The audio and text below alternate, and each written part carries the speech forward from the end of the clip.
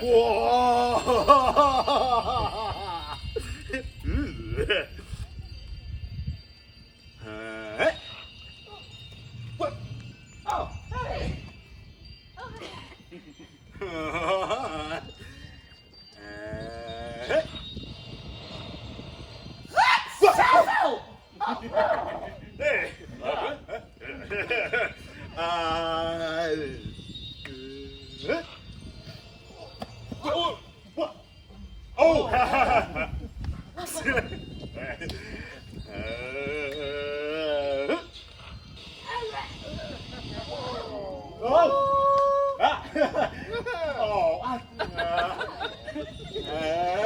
Hey!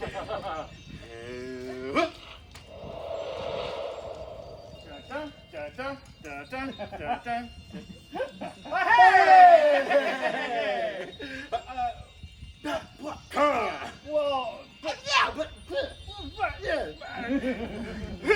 Oh. Huh.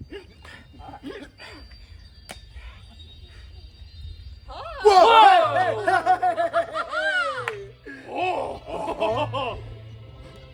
Oh!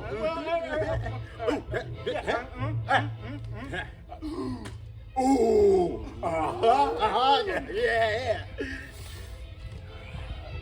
Yeah! Whoa! Ooh! Yeah!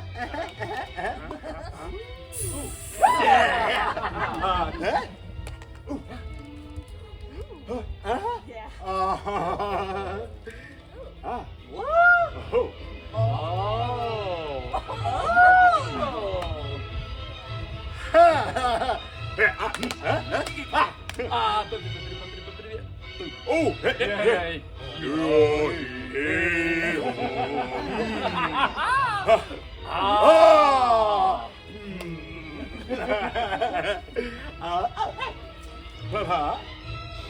Hey!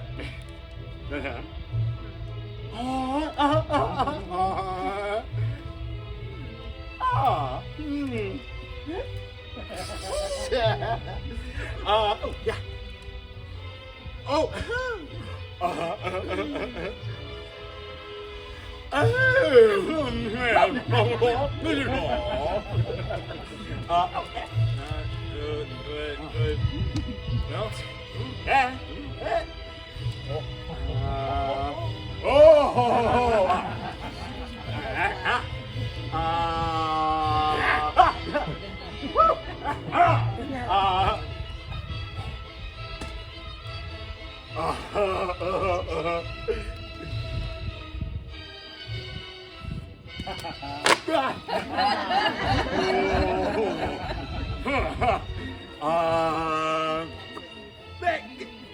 Hey.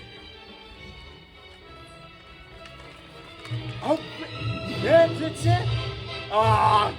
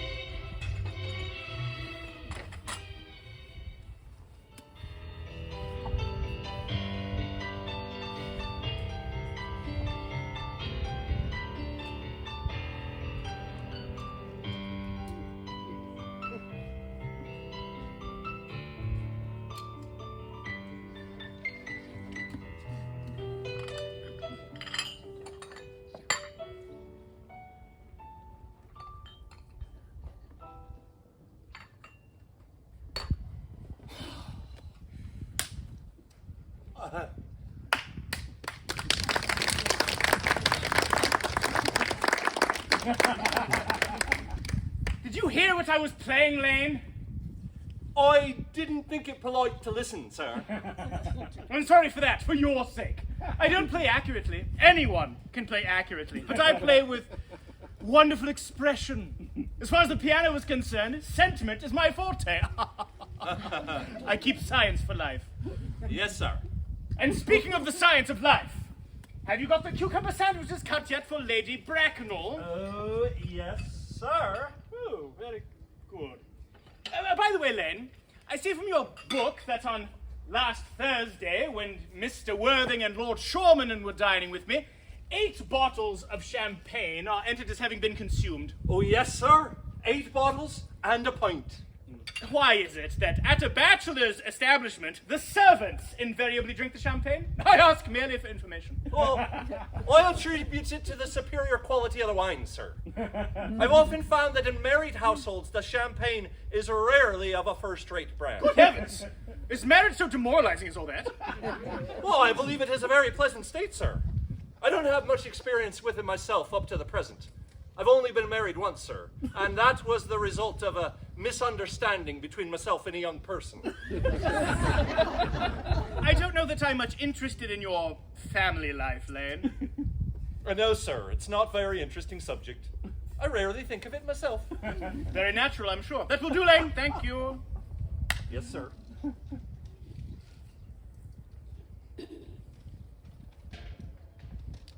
Lane's views on marriage seem somewhat lax. Really, if the law orders don't set us a good example, what on earth is the use of them? They seem, as a class, to have absolutely no sense of moral responsibility. Mr. Earnest Worthing. Oh,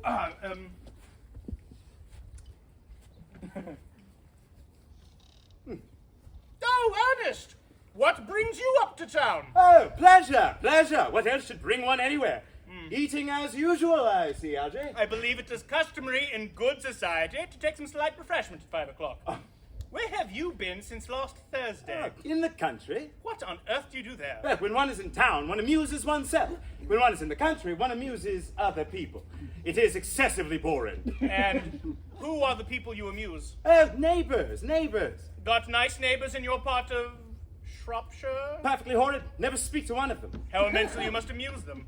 By the way, Shropshire is your county, is it not? Shropshire. Yes, of course.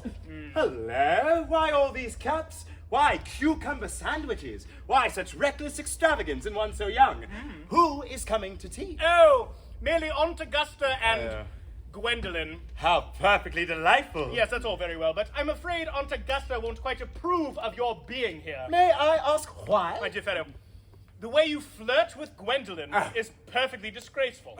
It's almost as bad as the way Gwendolen flirts with you. I am in love with Gwendolen. I have come up to town expressly to propose to her. I thought you'd come up for business. A pleasure, I call that business. How utterly unromantic you are. I see nothing romantic about a proposal. It is very romantic to be in love, but there is nothing romantic about a definite proposal. Why, one may be accepted. One usually is, I believe. Well, and then the excitement is all over. The very essence of romance is uncertainty.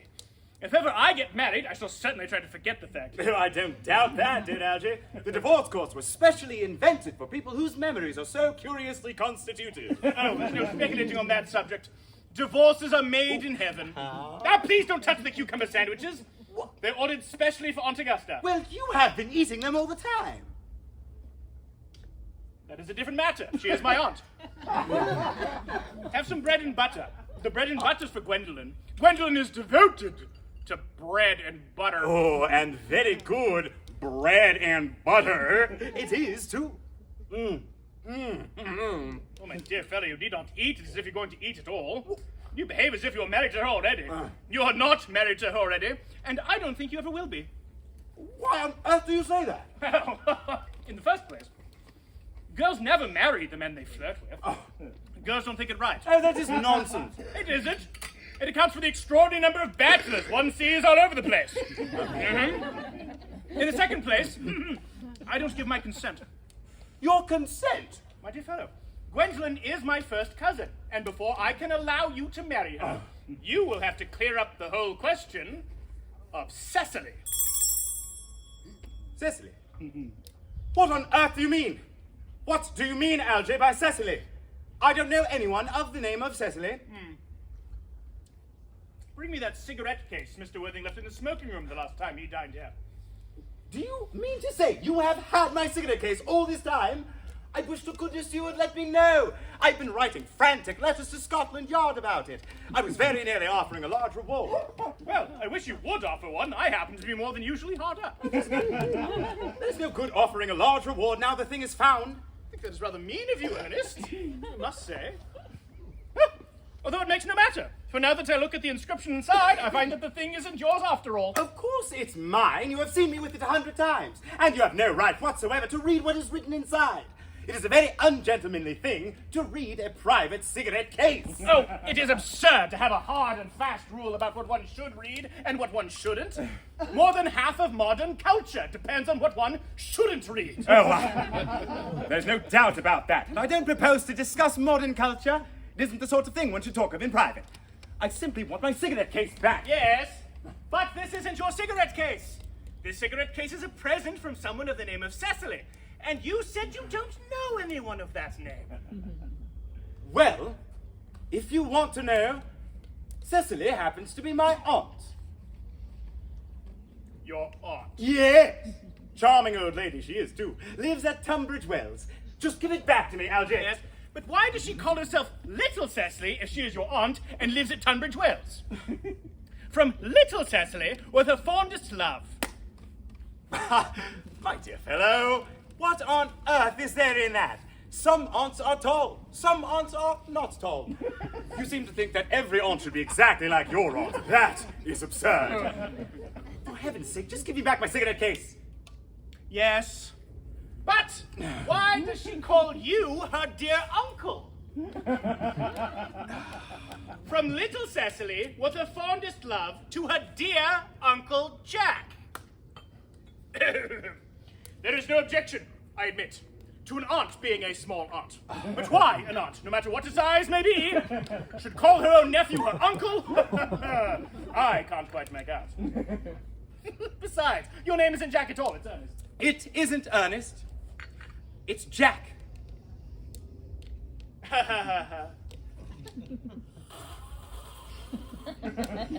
You've always told me it was Earnest. I've introduced you to everyone as Earnest. You answer to the name of Ernest. You look as if your name is Ernest. You're the most earnest-looking person I've ever seen in my life. It is perfectly absurd you're saying your name isn't Ernest. It's on your cards. Here's one of them. Yep, Mr. Ernest Worthing, B4, the Albany. I shall keep this as proof that your name is Ernest, if ever you should try to deny it to me, or to Gwendolyn, or to anyone else. Well, my name is Ernest in town and Jack in the country. And the cigarette case was given to me in the country. Yes, but that does not account for the fact that your small Aunt Cecily, who lives at Tunbridge Wells, calls you her dear uncle. Come, old boy. You'd much better have the whole thing out at once. Oh, dear Algy, you talk exactly as if you were a dentist. It's very vulgar to talk like a dentist when one isn't a dentist. It produces a false impression. That is what dentists always do. Now go on! Tell me the whole thing. I may mention I have always suspected you of being a secret but confirmed Bunburyist, and I'm quite sure of it now. Bunburyist? What on earth do you mean by a Bunburyist? I'll reveal to you the meaning of that incomparable expression as soon as you are kind enough to inform me why you are Ernest in town and Jack in the country. Well, produce my cigarette case first. Here it is. Now produce your explanation and pray make it improbable. My dear fellow, there is nothing improbable about my explanation at all. In fact, it is perfectly ordinary. Old Mr. Thomas Cardew, who adopted me when I was a little boy, made me in his will guardian to his granddaughter, Miss Cecily Cardew. Cecily, who addresses me as her uncle from motives of respect, which you could not possibly appreciate, lives at my place in the country under the charge of her admirable governess, Miss Prism. Where is that place in the country, by the way? That is nothing to you, dear boy. You are not going to be invited. I may tell you candidly that the place is not in Shropshire. I suspected that, my dear fellow. I've Bunburied all over Shropshire on 2 separate occasions. Now, go on. Why are you Ernest in town and Jack in the country? Oh, my dear Algy, I don't know whether you will be able to understand my real motives. You're hardly serious enough. When one is placed in the position of guardian, one has to adopt a very high moral tone on all subjects. It is one's duty to do so. And as a high moral tone cannot be said to conduce very much to either one's health or one's happiness, in order to get up to town, I have always pretended to have a younger brother by the name of Earnest, who lives in Albany and gets into the most dreadful scrapes. That, my dear Algy, is the whole truth, pure and simple. The truth is rarely pure, and never simple. Modern life would be very tedious if it were either. And modern literature, a complete impossibility. That wouldn't be at all a bad thing. Literary criticism is not your forte, my dear fellow. Don't try it. You should leave that to the fellows who haven't been at university. They do it so well in the daily papers. What you really are is a Bunburyist. I was quite right in saying you're a Bunburyist. You're one of the most advanced Bunburyists I know. What on earth do you mean? You have invented a very useful younger brother called Earnest, so that you may be able to come up to town as often as you like. I have invented an invaluable permanent invalid called Bunbury, so that I may be able to go down into the country whenever I choose. Bunbury is perfectly invaluable. Why, if it wasn't for Bunbury's extraordinary bad health, for instance, I wouldn't be able to dine with you tonight at Willis's, for I've really been engaged to Aunt Augusta for more than a week. I haven't asked you to dine with me anywhere tonight. I know. You're absurdly careless about sending out invitations. It's very foolish of you. Nothing annoys people so much as not receiving invitations. Much better dine with your Aunt Augusta. I have no intention of doing anything of the kind. In the first place, I dined there on Monday, and once a week is quite enough to dine with one's own relations. In the second place, whenever I do dine there, I'm treated as a member of the family and sent down with either no woman at all or two. In the third place, I know perfectly well whom she will place me next to tonight. She will place me next to Mary Farquhar, who constantly flirts with her own husband across the dinner table. And that sort of thing is not very pleasant. Indeed, it's not even decent. And that sort of thing is enormously on the increase. The amount of women in London who flirt with their own husbands is perfectly scandalous. It looks so bad. It's simply washing one's clean linen in public. Besides, now that I know you to be a confirmed Bunburyist, I naturally want to talk to you about Bunburying. I want to tell you the rules. I am not a Bunburyist at all. If Gwendolen accepts me, I am going to kill my brother. In fact, I think I'll kill him in any case. Cecily is a little too much interested in him. He's rather a bore. So, I am going to get rid of Earnest, and I strongly advise you do the same with your your invalid friend with the absurd name. Nothing will induce me to part with Bunbury. And if ever you get married, which seems to me extremely problematic, you'll be very glad to know Bunbury. A man who marries without knowing Bunbury has a very tedious time of it. Oh, that is nonsense. If I marry a charming girl like Gwendolen, and she's the only girl I ever saw in my life that I would marry, I certainly won't want to know Bunbury. Then your wife will. What you don't seem to realize is that in married life, 3 is company, and 2 is none.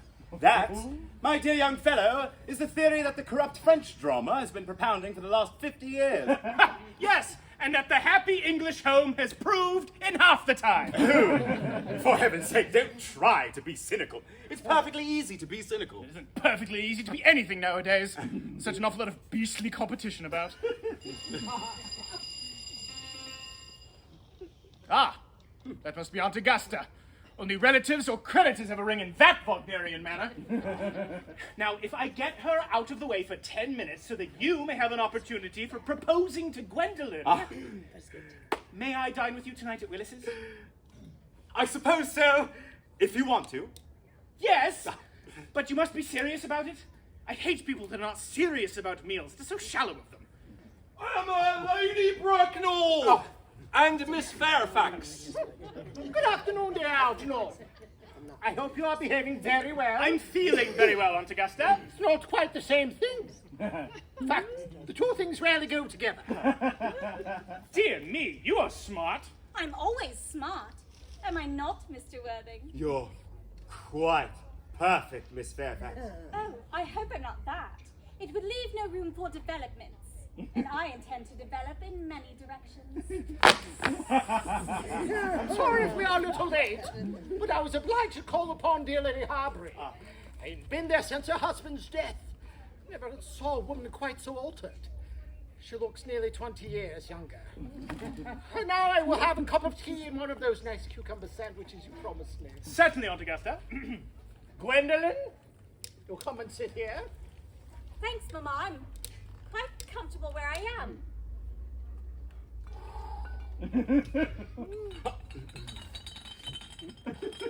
Good heavens! Lane!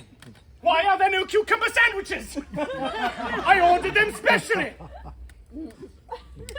There were no cucumbers to be had in the market this morning, sir. I went down twice. No cucumbers. No, sir. Not even for ready money. That'll do, Len. Thank you. Yes, sir. I'm greatly distressed, Aunt Augusta, about there being no cucumbers, not even for ready money. It really makes no matter. I had some crumpets with Lady Harbury, who seems to be living entirely for pleasure now. I hear her hair has turned quite gold from grief. Certainly has changed its color, but from what cause, I of course cannot say. Thank you. Quite a treat for you tonight. Oh. I am going to send you down with Mary Farquhar. She's such a nice woman. So attentive to her husband. It's delightful to watch them. I'm afraid, Aunt Augusta, I shall have to give up the pleasure of dining with you tonight after all. I hope not. It would put my table completely out. Your uncle would have to dine upstairs. Fortunately, he is accustomed to that. It is a great bore, and I need hardly say a terrible disappointment to me, but I've just received a telegram to say that my poor friend Bunbury is very ill again. They seem to think I should be with him. It's very strange. This Mr. Bunbury seems to suffer from curiously bad health. Yes. Poor Bunbury is a dreadful invalid. Well, I think it is high time that Mr. Bunbury decide whether he was going to live or die. The shilly-shallying with the question is absurd. Nor do I in any way approve of the modern sympathy with invalids. I consider it morbid. Illness is hardly a thing to be encouraged in others. Health is a primary duty of life. I'm always telling this to your poor uncle, who never seems to take any notice, as far as any improvement in his ailment is concerned. I would be very much obliged if you would ask Mr. Bunbury from me to be kind enough not to have a relapse on Saturday. For I rely upon you to arrange my music for me. It is my last reception, and one wants something that will encourage conversation, particularly at the end of the season, when everyone has practically said whatever it is they had to say, which in most cases was probably not much. I'll speak to Bunbury, Aunt Augusta, if he's still conscious. But I think I can promise you he'll be all right by Saturday. Of course, the music is a great challenge. You see, if one plays good music, people don't listen. And if one plays bad music, people don't talk. But I'll run over the program I've drawn out if you will kindly come with me into the other room for a moment. Thank you, Algernon. That is very thoughtful of you. I'm sure the program will be delightful after a few expurgations. French songs I cannot possibly allow. People always seem to think they are improper and either look shocked, which is vulgar, or laugh, which is worse. Now, German is a thoroughly respectable language, and indeed I believe it's so. Gwendolyn, you will accompany me. Certainly, Mama.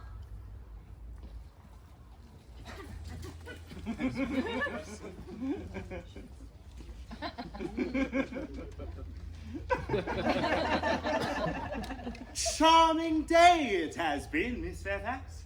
Pray, don't talk to me about the weather, Mr. Worthing. Whenever people talk to me about the weather, I always feel quite certain they mean something else. And that makes me so nervous. I do mean something else. I thought so. In fact, I'm never wrong. And I would like to be allowed to take advantage of Lady Bracknell's temporary absence. I'd certainly advise you to do so. Mamma has a way of coming back suddenly into a room that I've often had to speak to her about. Miss Fairfax, ever since I met you, I've admired you more than any girl I've ever met. Since I met you. Yes, I'm quite well aware of the fact, and I often wish in public, at any rate, you'd been more demonstrative. For me, you've always had an irresistible fascination. Oh, even before I met you, I was far from indifferent to you. We live, as I hope you know, Mr. Worthing, in an age of ideals. The fact is constantly mentioned in the more expensive monthly magazines and has reached the provincial pulpits, I am told. And my ideal has always been to love someone of the name of Earnest. There is something in that name that inspires absolute confidence.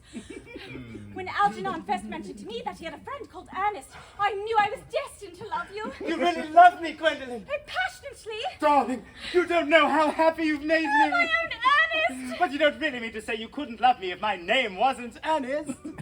But your name is Earnest. Yes, I do. But you don't... Supposing it was something else, do you mean to say you couldn't love me then?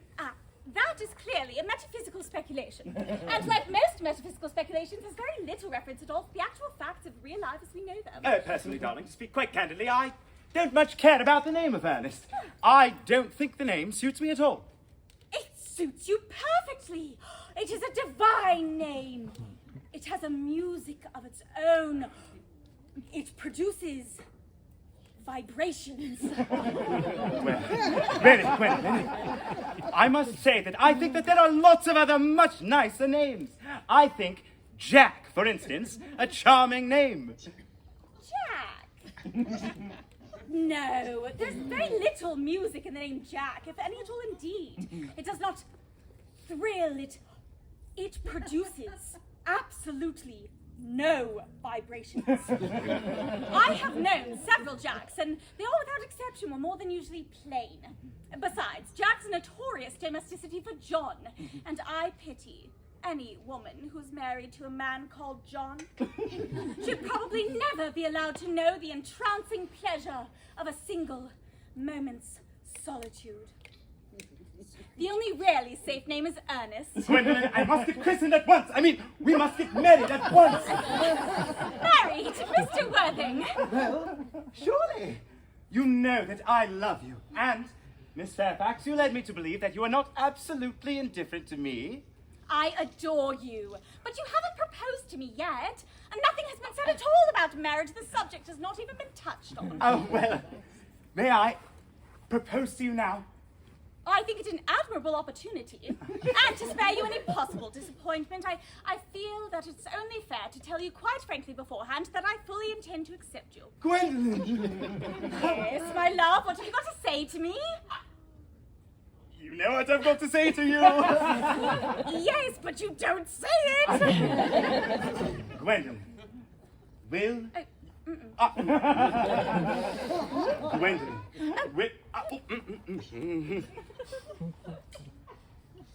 Gwendolen, will you marry me? Of course I will, darling. How long you been about it? I'm afraid you've had very little experience in how to propose. Oh, my own one. I've never loved anyone in the world but you.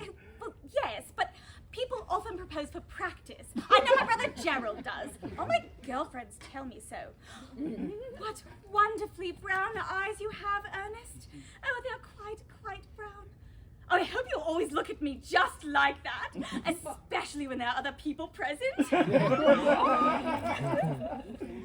Mr. Worthing! Rise, sir, from this semi-recumbent posture. It is most indecorous. Mamma, I must beg you to retire at once. This is no place for you. Besides, Mr. Worthing is not quite finished yet. Finished? What, may I ask? I am engaged to Mr. Worthing, Mamma. Pardon me, you are not engaged to anyone. When you do become engaged, I or your father, should his health permit him, will inform you of the fact. An engagement should come upon a young girl like a surprise, pleasant or unpleasant as the case may be. It is hardly a thing that she can be allowed to arrange for herself. Now, Mr. Worthing, I have a few questions to put to you. And while I am making these inquiries, you, Gwendolyn, will wait below in the carriage. Mama! In the carriage, Gwendolyn. Gwendolyn, the carriage!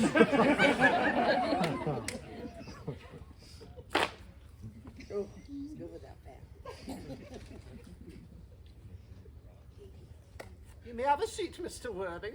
Thank you, Lady Bracknell. I prefer standing. I feel bound to tell you are not down upon my list of eligible young men, although I have the same list as the Duchess of Bolton. We work together, in fact. However, I am fully prepared to enter your name, should your answers be what a rarely affectionate mother requires.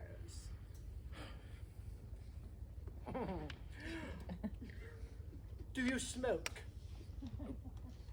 Well, yes, I must admit I smoke.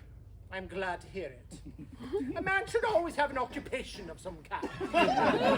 There are far too many idle men in London. How old are you? 29. A very good age to be married at. I have always been of the opinion that a man who desires to get married should either know everything or nothing. Which do you know?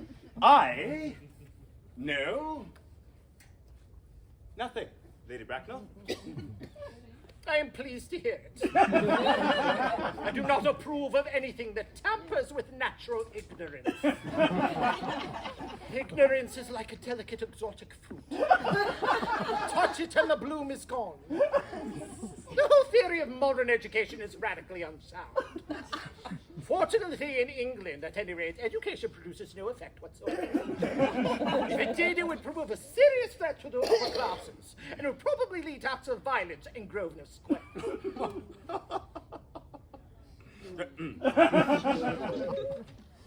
What is your income? Between 7,000 and 8,000 a year. In land or in investment? In investments, chiefly. What is satisfactory? What with the duties expected of one during one's lifetime and the duties exacted from one after one's death, land has ceased to be a pleasure or a profit. It gives one position and prevents one from keeping it up. It is all that can be said about land. I have a house in the country with some land, of course, attached to it, about 1,500 acres, I believe, but I don't depend upon that for my real income. In fact, as far as I can make out, the poachers are the only ones who make anything out of it.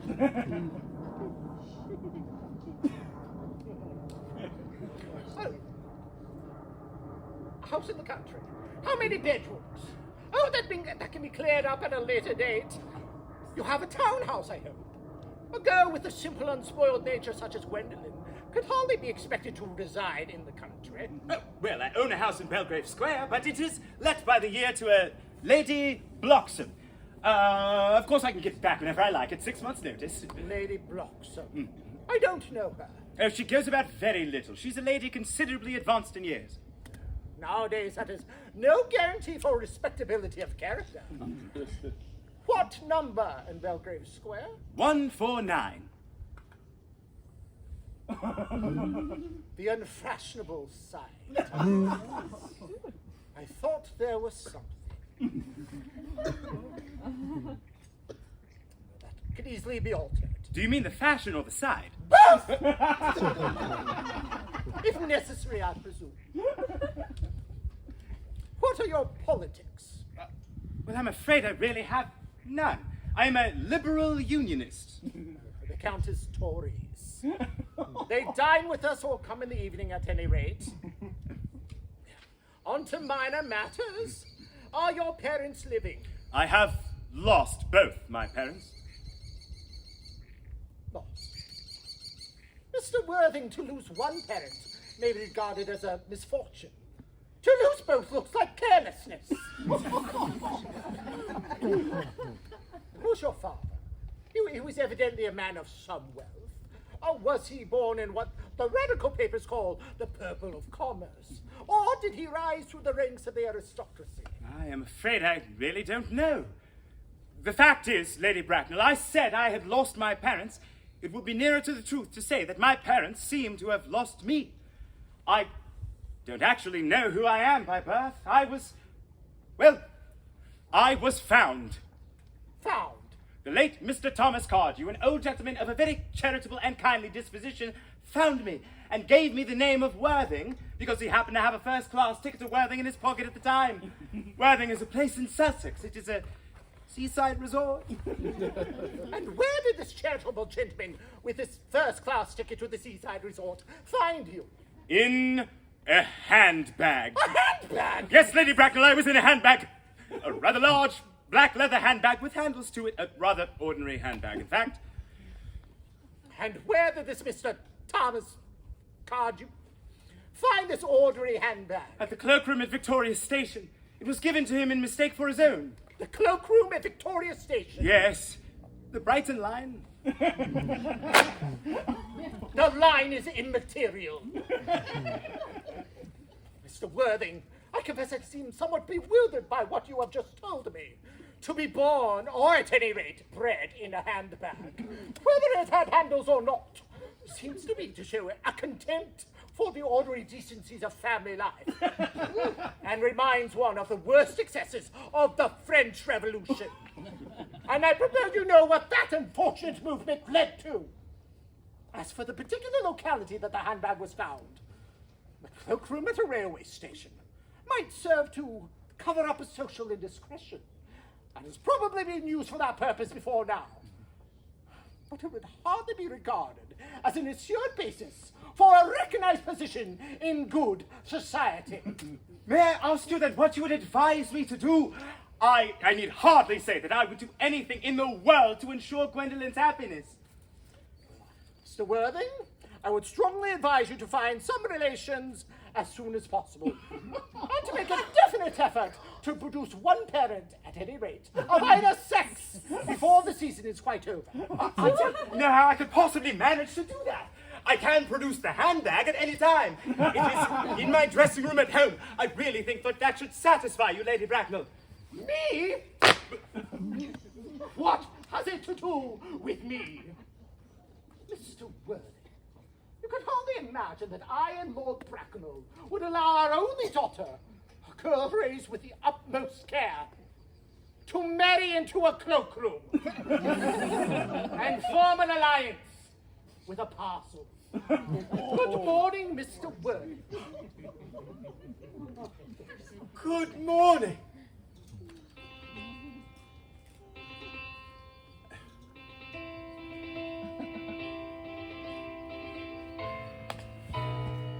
For heaven's sakes, don't play that ghastly tune! Algy, how idiotic you are! Did it go off all right, old boy? Oh, you don't mean to say that Gwendolyn refused you? Oh, I know. It's a way she has. She's always refusing people. I think it is most ill-natured of her. Oh, Gwendolyn is as right as a trivet. As far as she's concerned, we are engaged. Her mother is perfectly unbearable. Never met such a gorgon. I don't really know what a gorgon is like, but I am certain that Lady Bracknell is one. In any case, she's a monster without being a myth, which is rather unfair. Beg your pardon, Algy. I suppose I shouldn't be talking about your own aunt in that way before you. Oh, my dear fellow, I love hearing my relations abused. It's the only thing that makes me put up with them at all. Relations is simply a tedious pack of people who haven't got the remotest knowledge of how to live, nor the slightest instinct about when to die. That is nonsense. It isn't. Well, I won't argue about the matter. You always want to argue about things. That is exactly what things were originally made for. Upon my word, if I thought that, I'd shoot myself. You don't suppose that there is any chance of Gwendolyn becoming like her mother in about 150 years, do you, Algy? All women become like their mothers. That is their tragedy. No man does. That's his. Is that clever? It's perfectly phrased. And quite as true as any observation in civilized life should be. I'm sick to death of cleverness. Everybody is clever nowadays. You can't go anywhere without meeting clever people. The thing has become an absolute public nuisance. I wish to goodness we had a few fools left. We have. I should extremely like to meet them. What do they talk about? The fools? Oh, about the clever people, of course. What fools. By the way, have you told Gwendolyn the truth yet about your being Earnest in town and Jack in the country? My dear fellow, the truth isn't quite the sort of thing one tells to a nice, simple, refined girl. What extraordinary ideas you have about the way to behave to a woman. The only way to behave to a woman is to make love to her if she's pretty, and to someone else if she's plain. Oh, that is nonsense. What about your brother? What about the profligate Earnest? Oh, before the end of the week I shall have got rid of him. I'll say he died in Paris of apoplexy. Lots of people die of apoplexy quite suddenly, don't they? Yes, but it's hereditary, my dear fellow. It's the sort of thing that runs in families. You'd much better say a severe chill. You are sure a severe chill isn't hereditary or anything like that? Of course it isn't. Oh. Very well, then. My poor brother, Earnest, is carried off suddenly in Paris by a severe chill. That gets rid of him. But I thought you said that Miss Cardew was a little too interested in your poor brother Earnest. Won't she feel his loss a good deal? Oh, that is all right. Cecily is not a silly romantic girl, I'm glad to say. She's got a capital appetite, goes long walks, and pays no attention whatsoever to her lessons. I'd very much like to see Cecily. I will take extremely good care you never do. She's excessively pretty, and she's only just 18. Have you told Gwendolyn yet that you have an excessively pretty ward who's only just 18? One doesn't blurt these things out to people. Cecily and Gwendolyn are perfectly certain to be extremely great friends. I bet you anything you like that half an hour after they've met, they will be calling each other sister. Women only do that after they've called each other a lot of other things first. Now, my dear fellow, if you want to get a good table at Willis's, we must really go and dress. Oh, did you know it is nearly 7? It always is nearly 7. Well, I'm hungry. I never knew you when you weren't. What shall we do after dinner? Go to the theatre? Oh, no. I hate talking. Well, might we go to the club? Oh, no. I loathe listening. Well, might we trot round to the Empire at 10? Oh, no. I can't bear looking at things. It's so silly. Now, what shall we do? Nothing.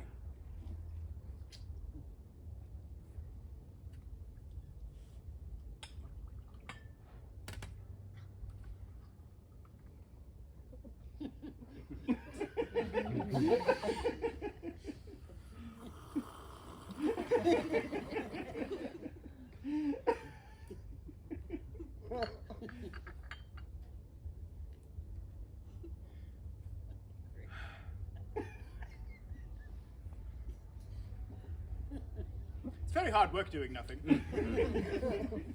Though I don't mind hard work when there's no definite object of any kind. Miss Fairfax. Gwendolyn, upon my word! Algy, kindly turn your back. I have something very particular to say to Mr. Worthing. Really, Gwendolyn, I don't think I can allow this at all. Algy, you always adopt a strictly immoral attitude towards life. You're not quite old enough to do that. My own darling. Ernest, we may never be married. From the expression on Mamma's face, I fear we never shall. Few parents nowadays pay any regard to what their children say to them. The old-fashioned respect for the young is fast dying out. Whatever influence I had over Mamma, I lost at the age of 3. But although she may prevent us from becoming man and wife, and I may marry someone else and marry often, nothing that she can possibly do can alter my eternal devotion to you. Gwendolyn, darling. The story of your romantic origin, as related to me by Mamma with unpleasing comments, has naturally stirred the deeper fibers of my nature. Your Christian name has an irresistible fascination. The simplicity of your character is exquisitely incomprehensible to me. Your town address at the Albany I have. What is your address of the country? The Manor House, Woolton, Hertfordshire. There is a good postal service, I suppose. It may be necessary to do something desperate. Well, that, of course, will require require serious consideration. I will communicate with you daily. My own one. How long do you remain in town? Till Monday. Good. Algy, you may turn round now. Thanks, I've turned round already. You may also ring the bell. Ah, you will let me see you to your carriage, Miss Fairfax? Certainly. I will see Miss Fairfax out.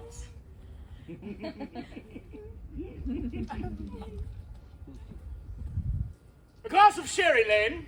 Oh, Yes, sir. tomorrow, Lane, I'm going bunburying. Oh, yes, sir. You can put up my dress clothes, my smoking jacket, and all the Bunbury suits. Yes, sir. Ooh. I hope tomorrow will be a fine day, Lane. Oh, it never is, sir. Lane, you are a perfect pessimist. Oh, I do my best to give satisfaction, sir. There's a sensible, intellectual girl, the only girl I've ever cared for in my life. What on earth are you so amused at? Oh, I'm just anxious about poor Bunbury is all. If you don't take care, your friend Bunbury will get you into a serious scrape one of these days. I love scrapes. They're the only things that are never serious. Oh, that's nonsense. Algy, you never talk anything but nonsense. Nobody ever does.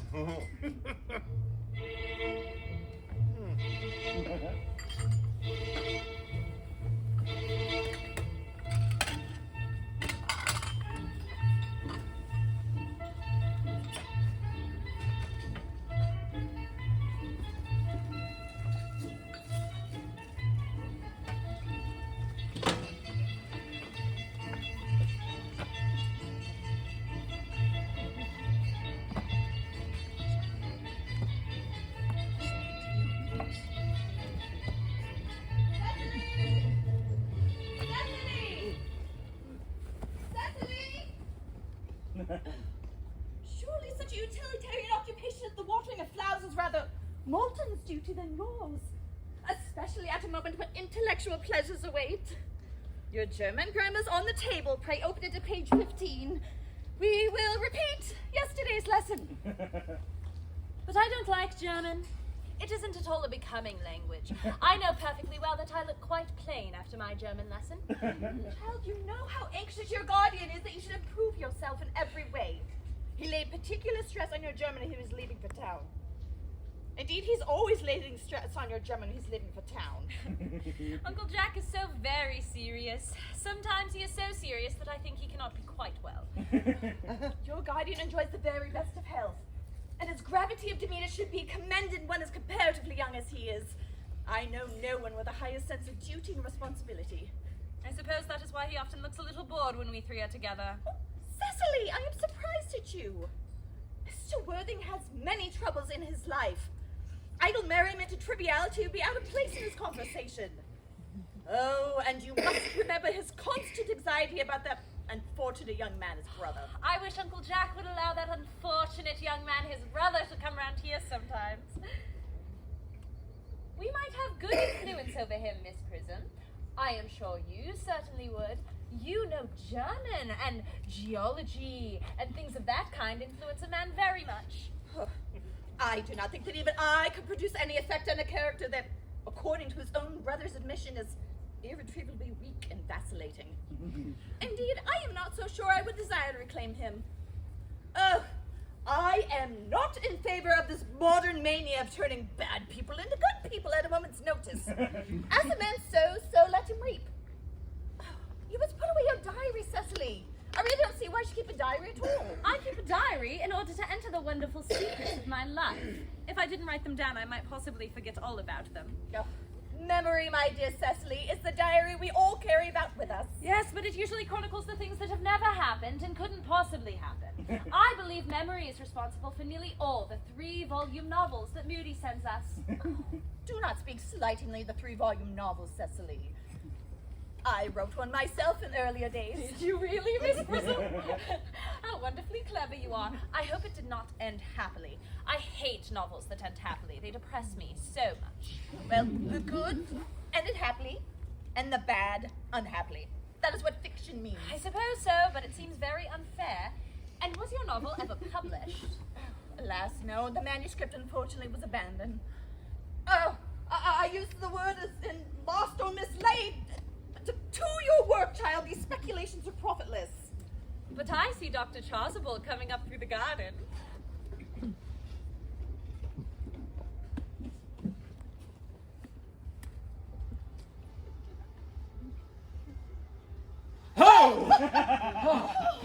Dr. Chasuble, this is indeed a pleasure. And how are we today? Miss Prism, you are, I trust, well? Miss Prism has just been complaining of a slight headache. Oh. I think it would do her much good to have a short stroll with you in the park, Dr. Chasuble. Oh. Cecily, I never mentioned anything about a headache. Yes, I know, Miss Prism, but I felt instinctively that you had a headache. Indeed, I was thinking about that and not about my German lesson at all when the rector came in. I hope, Cecily, you are not inattentive. Oh, I'm afraid I am. That is strange. Were I fortunate enough to be Miss Prism's pupil, I would hang upon her lips. I spoke metaphorically. My metaphor was drawn from bees. Mr. Worthing, I suppose, has not returned from town yet. We do not expect him till Monday afternoon. Yes, he usually likes to spend his Sundays in London. He is not one of those whose sole aim is enjoyment, as by all accounts, that unfortunate young man, his brother, seems to be. But I must not disturb Egeria and her pupil any longer. Agiria? My name's Letitia, Doctor. Oh, a classical allusion, merely, drawn from the pagan authors. I will see you both, no doubt, at evensong. I think, dear Doctor, I will have a stroll. Ooh, I find I have a headache after all, and a walk might do a good. With pleasure, Miss Prism, with pleasure. We might go as far as the schools and back. Oh, that would be delightful. Cecily, you will read your political economy in my absence. The chapter on the fall of the rupee you may admit. It's too much, it's too sensational. Even these metallic problems have their melodramatic side.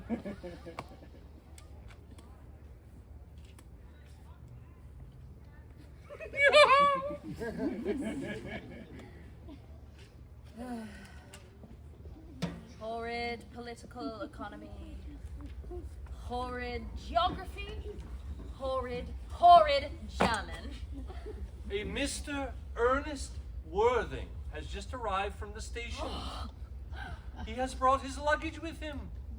Mr. Ernest Worthing, B4 the Albany, Uncle Jack's brother.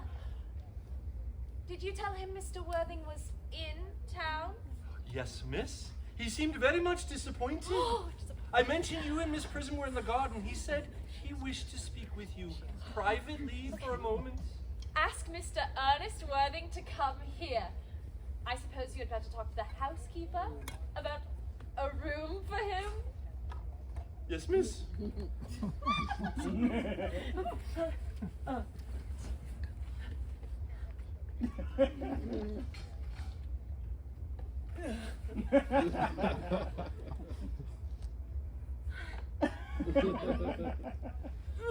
Okay.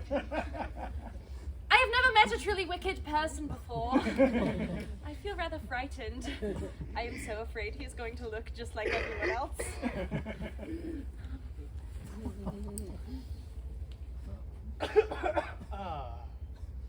He does, doesn't he?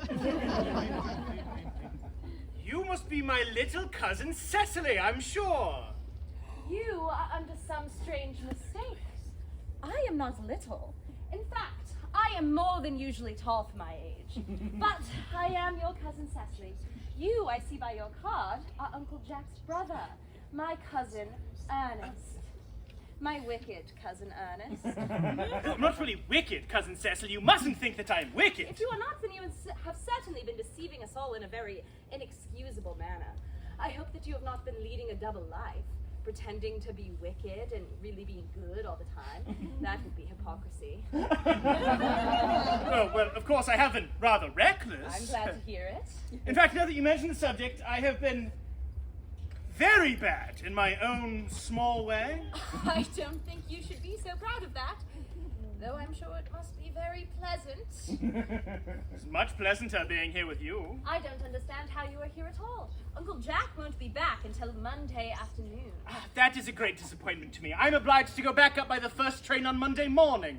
I have a business engagement I am anxious to miss. Couldn't you miss it anywhere but in London? No, the appointment is in London. Well, I know, of course, how important it is not to keep a business engagement if one wants to retain any sense of the beauty of life. I still think you had better wait until Uncle Jack arrives. I know he was anxious to speak with you about your immigrating. About my what? Your immigrating. He has gone up to buy your outfit. Oh, certainly wouldn't let Jack buy my outfit. He has no taste in neckties at all. I don't think he will require neckties. Uncle Jack is sending you to Australia. Australia? I'd sooner die. Well, he said at dinner on Wednesday night that you would have to choose between this world, the next world, and Australia. Well, the accounts I've received of Australia and the next world are not particularly encouraging. This world is good enough for me, Cousin Cecily. Yes, but are you good enough for it? I'm afraid I'm not that. That is why I want you to reform me. You might make that your mission if you don't mind, Cousin Cecily. I'm afraid I have no time this afternoon. Well, would you mind my reforming myself this afternoon? It is rather quixotic of you, but I think you should try. I will. I'm feeling a little better already. You are looking a little worse. That is because I am hungry. How thoughtless of me. I should have remembered that when one is going to lead an entirely new life, one requires regular and wholesome meals. Won't you come in? Thank you.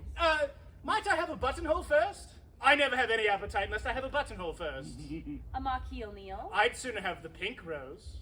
Why? Because you are like a pink rose, Cousin Cecily. I don't think it can be right for you to talk to me like that. Miss Prism never says such things to me. Then Miss Prism is a short-sighted old lady.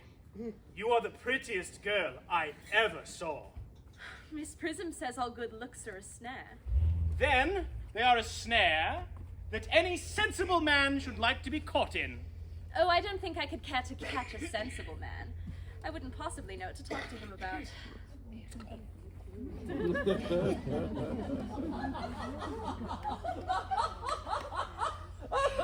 Oh. You are too much alone, dear Dr. Chasuble. You should get married. A misanthrope I can understand, a womanthrope never. Believe me, I do not deserve so neologistic a phrase. The precept, as well as the practice of the primitive church, was distinctly against matrimony.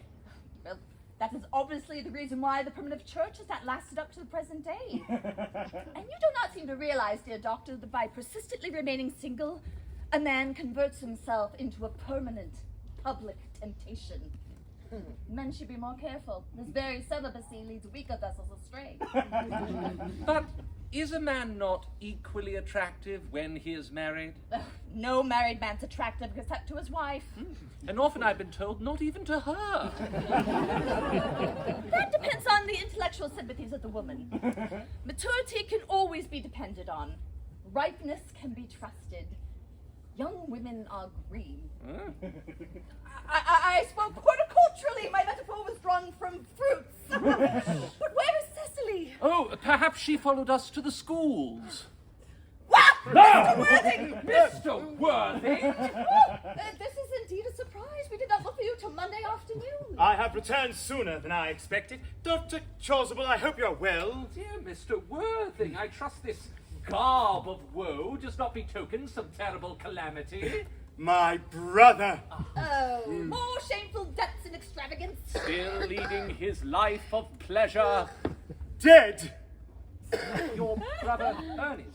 Dead! Quite dead. What a lesson for him. I trust he'll profit by it. Dear Mr. Worthing, I offer you my sincere condolence. You have at least the consolation of knowing that you were always the most generous and forgiving of brothers. Poor Ernest. He had many faults, but it is a sad, sad blow. Very sad indeed. Were you with him at the end? No, he died abroad, in Paris, in fact. I had a telegram last night from the manager of the Grand Hotel. Was the cause of death mentioned? A severe chill, it seems. As a man sows, so shall he reap. Charity! Dear Miss Prism, charity! None of us are perfect. I myself am peculiarly susceptible to draughts. Will the interment take place here? No, he expressed a desire to be buried in Paris. In Paris! Whew! Whew, I fear that hardly points to any very serious state of mind at the last. You will, no doubt, wish for me to make some slight allusion to this tragic domestic affliction next Sunday. My sermon on the meaning of the manna in the wilderness can be adapted to almost any occasion, joyful or, as in the present case, distressing. I have preached it at harvest celebrations, christenings, confirmations, on days of humiliation, and festival days. The last time I delivered it was at the cathedral as a charity sermon on behalf of the Society for the Prevention of Discontent among the upper orders. The bishop, who was present, was much struck by some of the analogies. Ah, that reminds me. You mentioned christenings, I think, Dr. Chasuble. I suppose you know how to christen, all right? I mean, you are continually christening, aren't you? It is, I regret to say, one of the rector's most constant duties in this parish. I have often spoken to the poorer classes on the subject, but they don't seem to know what thrift is. But is there any particular infant in whom you are interested, Mr. Worthing? Your brother was, I believe, unmarried, was he not? Oh, yes. People who live entirely for pleasure usually are. Oh, but it is not for any child, dear doctor. I am very fond of children. No, the fact is, I would like to be christened myself. This afternoon, if you have nothing better to do. But surely, Mr. Worthing, you have been christened already. I don't remember anything about it. But have you any grave doubts on the subject? I certainly intend to have. Of course, I don't know if the thing would bother you in any way, or if you think I'm a little too old now. Not at all. Sprinkling, and indeed the immersion of adults, is a perfectly canonical practice. Immersion? You need have no apprehensions. Sprinkling is all that is necessary, or indeed I think advisable. Our weather is so changeable. At what hour would you wish the ceremony performed? Oh, I might trot round about 5 if that would suit you. Perfectly. Perfectly. In fact, I have 2 similar ceremonies to perform at that time. A case of twins that occurred recently in one of the outlying cottages of your own estate. Poor Jenkins the carter, a most hard-working man. I don't see much fun in being christened along with other babies. It would be childish. Would 5:30 do? Admirably. Admirably. And now, dear Mr. Worthing, I will not intrude any longer into a house of sorrow. I would merely beg you not to be too much bowed down by grief. What seems to us bitter trials are often blessings in disguise. This seems to me a blessing of an extremely obvious kind. Uncle Jack! Oh, I am so pleased that you are back. But what horrible clothes have you got on? Do go and change them. Cecily! My child! My child! What is the matter, Uncle Jack? Do you look happy? You look as if you had a toothache. And I've got such a surprise for you. Who do you think is in the dining room? Your brother. Who? Your brother, Earnest. He arrived about a half an hour ago. What nonsense! I haven't got a brother. Don't say that. However badly he may have treated you in the past, he is still your brother. You couldn't be so heartless as to disown him. I'll go and I'll tell him to come out, and you will shake his hand, won't you, Uncle Jack? Okay. It's a very joyful tidings. Also, it all being resigned to his loss, his sudden return seems to me peculiarly distressing. My brother is in the dining room. I don't know what it all means. I think it's perfectly absurd.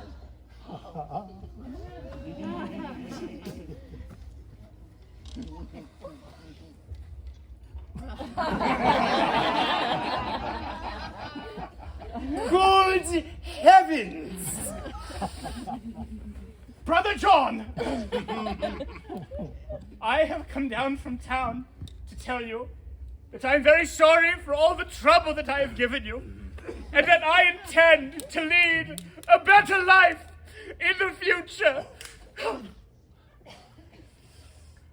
Uncle Jack, you are not going to refuse your own brother's hand. Nothing will induce me to take his hand. I think his coming down here disgraceful. He knows perfectly well why. Uncle Jack, do be nice. There is some good in everyone.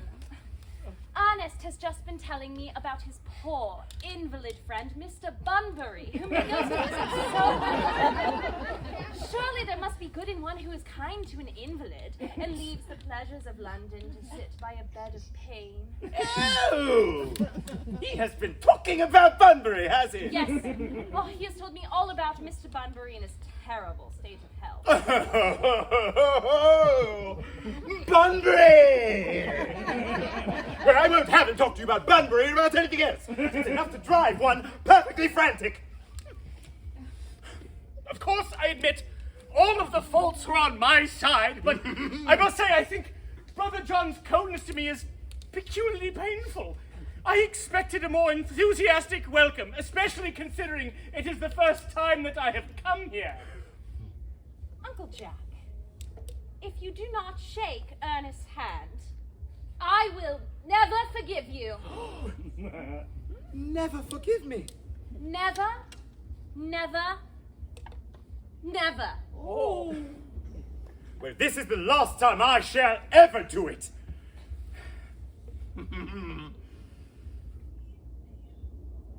It is pleasing, is it not, to see so perfect a reconciliation? I think we might leave the two brothers together. You will come with us, Cecily. Certainly, Miss Prism. My little task of reconciliation is over. You have done a beautiful action today, dear child. We must not be premature in our judgments. I feel very happy.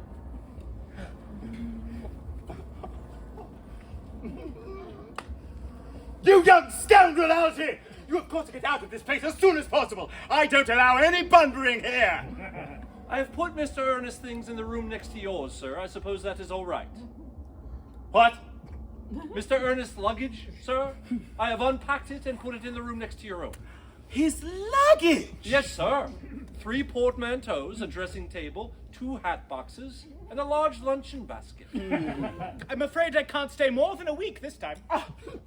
Benjamin, order the dog cart at once. Mr. Earnest has suddenly been called back to town. Yes, sir. What a fearful liar you are, Jack.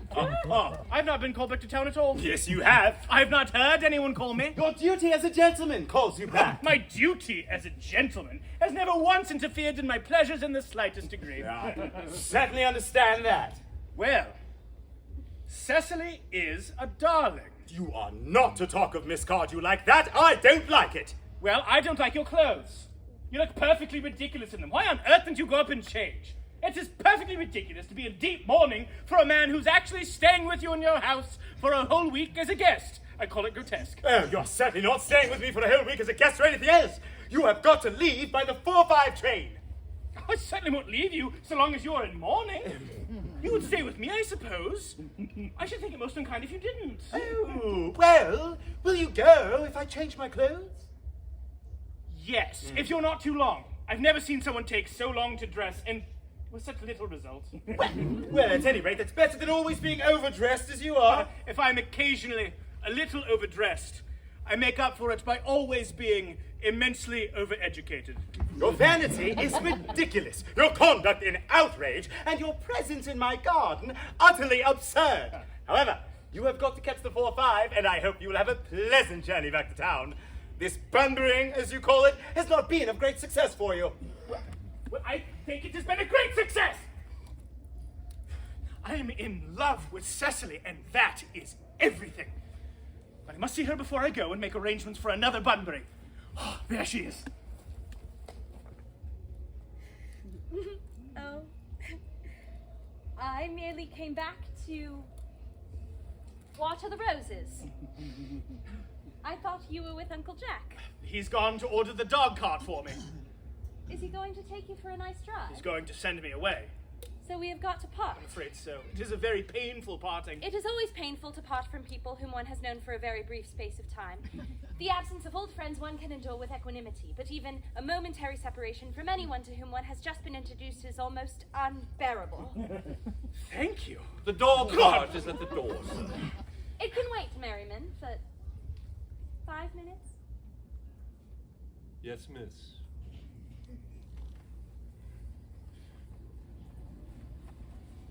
I hope, Cecily, I shall not offend you if I state, quite frankly and openly, that you seem to me to be the visible personification of absolute perfection. I think that your frankness does you great credit, Ernest. If you will allow me, I will copy your remarks into my diary. Do you really keep a diary? I'd give anything to look at it, may I? Oh, no. It is simply a very young girl's record of her own thoughts and impressions, and consequently meant for publication. When it appears in volume form, I hope you will order a copy. Don't stop, Ernest. I delight in taking down from dictation. I have reached absolute perfection. You can go on. I'm quite ready for more. Oh, don't cough, Ernest. When one is dictating, one should speak fluently and not cough. Besides, I don't know how to spell a cough. Cecily, ever since I laid eyes upon your exquisite and incomparable beauty, I have dared to love you wildly, passionately, devotedly, hopelessly. I don't think that you should tell me that you love me wildly, passionately, devotedly, hopelessly. Hopelessly doesn't seem to make much sense, does it? Darling! The dog cart is waiting, sir. But... Tell it to come round next week at the same hour.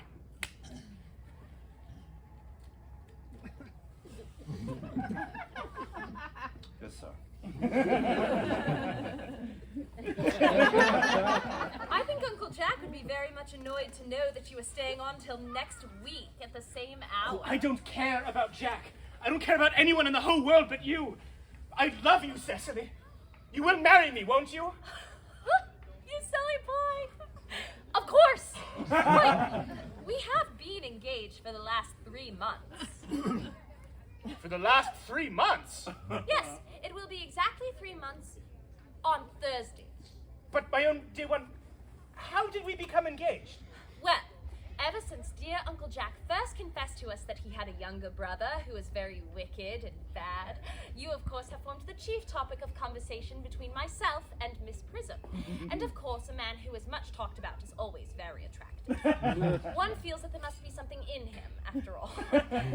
I dare say it was foolish of me, but I fell in love with you, Ernest. Darling. And when was the engagement actually settled? On the 14th of February last. Worn out by your entire ignorance of my existence, I resolved to end the matter one way or the other. And after a long struggle with myself, I accepted you under this dear old tree here. The next day I got this little ring in your name and this little bangle with a true lover's knot I promised you to always wear. Did I give you this? It is very pretty, isn't it? Yes, Ernest, you wonderfully good taste. It is the excuse I've always given you for leading such a bad life. And here is the box in which I keep all your dear letters. My letters? But my own sweet Cecily, I've never written you any letters. You hardly need to remind me of that, Ernest. I remember only too well that I was forced to write your letters for you. I wrote always 3 times a week. Sometimes oftener. Do let me read them, Cecily? Oh, I couldn't possibly. It would make you far too conceited. The 3 that you wrote me after I broke off our engagement are so beautiful and so badly spelled that even now I can hardly read them without crying a little. But was our engagement ever broken off? Oh, of course it was. On the 22nd of last March. You can read the entry if you like.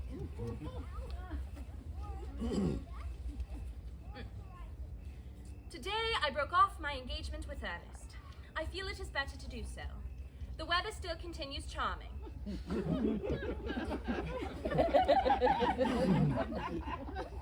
But why on earth did you break it off? What had I done? I had done nothing. Cecily, I'm very much hurt indeed to hear that you broke it off, particularly when the weather was so charming. It would hardly have been a really serious engagement if it hadn't been broken off at least once. But I forgave you before the week was out. What a perfect angel you are, Cecily. My dear romantic boy.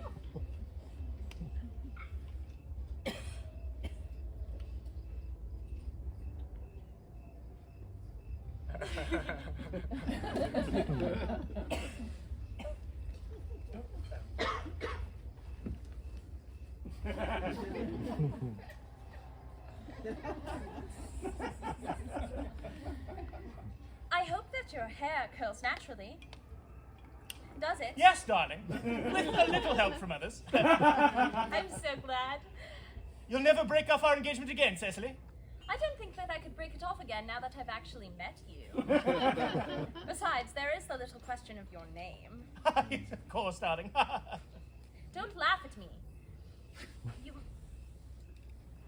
There is something in the name Earnest. It has always been a rather girlish dream of mine to love someone of that name. One feels that there must be something that inspires absolute confidence in him. But my own sweet child, you don't mean to say you couldn't love me if I had some other name? But what name? Oh, any name you like. Algernon, for instance. But I don't like the name Algernon. But my own dear, sweet, loving little darling, I don't really see why you should object to the name of Algernon. It is not at all a bad name. In fact, it's rather an aristocratic name. Why, half the chaps that get into the bankruptcy court are called Algernon. But seriously, Cecily, if my name was Algie, couldn't you love me? I might respect you, Ernest. I might admire your character, but I fear I should not be able to give you my undivided attention. Cecily, your rector here is, I suppose, thoroughly experienced in the practice of all the rites and ceremonials of the church? Oh, yes. Dr. Chasuble is a most learned man.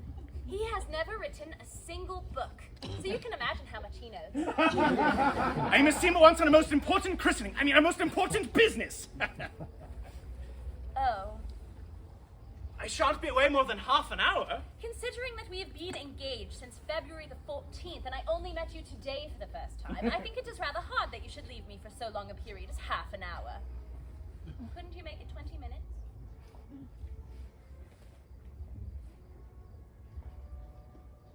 I'll be back in no time.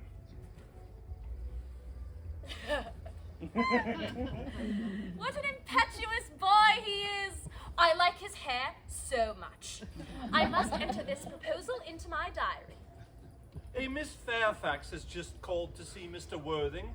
On very important business, Miss Fairfax states. Isn't Mr. Worthing in his library? Mr. Worthing went over in the direction of the rectory some time ago. Okay. Tell Miss Fairfax to come here. Mr. Worthing is sure to be back soon, and you can bring tea. Yes, miss. Miss Fairfax. I suppose one of the many good elderly women associated with Uncle Jack in some of his philanthropic work in London. Miss Fairfax. Pray allow me to introduce myself to you. My name is Cecily Cardew. Cecily Cardew.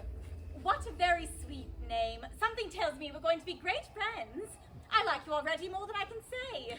My first impressions of people are never wrong. How nice of you to like me so much after we've known each other such a comparatively short time. Pray, sit down. I may call you Cecily, may I not? If you wish. And you will always call me Gwendolen, won't you? With pleasure. Then that is all quite settled, is it not? I hope so.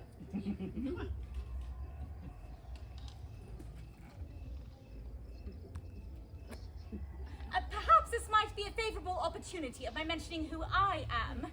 My father's Lord Bracknell. You've never heard of Papa, I suppose? I don't think Outside so. the family circle, Papa, I'm glad to say, is entirely unknown.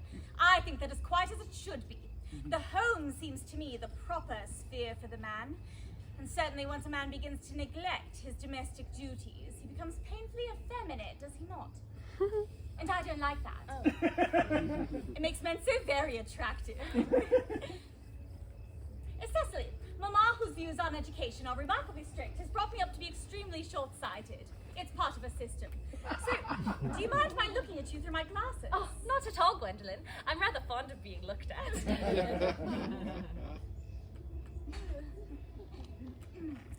You are here on a short visit, I suppose? Oh no, I live here.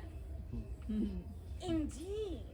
Your mother, no doubt, or some other female relative of advanced years resides here also? Oh, no. I have no mother, nor, in fact, any relations. Indeed. My dear guardian, with the help of Miss Prism, has the arduous task of looking after Your me. guardian?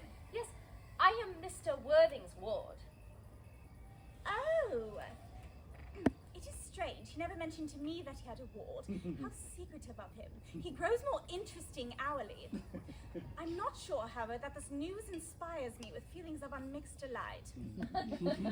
I am very fond of you, Cecily. I've liked you ever since I met you. But I'm bound to state that now that I know that you are Mr. Worthing's ward, I cannot help expressing a wish you were just a little older than you seem to be, and not quite so very alluring in appearance. In fact, if I may speak candidly. Pray do. I think whenever anyone has anything unpleasant to say, one should always be quite candid. Well, to speak with perfect candor, Cecily, I wish you were fully 42, and more than usually plain for your age. Ernest has a strong, upright nature. He's the very soul of truth and honor. Disloyalty would be as impossible to him as deception. But even men of the noblest possible moral character are still extremely susceptible to the physical influence of the charms of others. And modern, no less than ancient history supplies us with many most painful examples of what I refer to. If it were not so indeed, history would be quite unreadable. Pardon me, Gwendolyn. But did you say Ernest? Yes? Oh, but it is not Mr. Ernest Worthing who is my guardian. It is his brother, his elder brother. Ernest never mentioned to me that he had a brother. I am sorry to say that they have not been on good terms for quite some time. Oh, that accounts for it. And now that I think of it, I've never heard any man mention his brother. The subject seems distasteful to most people. Cecily, you have lifted a load from my mind. I was growing almost anxious. It would have been terrible if any cloud had come across a friendship like ours, would it not? And you are quite sure it is not Mr. Ernest Worthing who's your guardian? Quite sure. In fact, I am going to be his.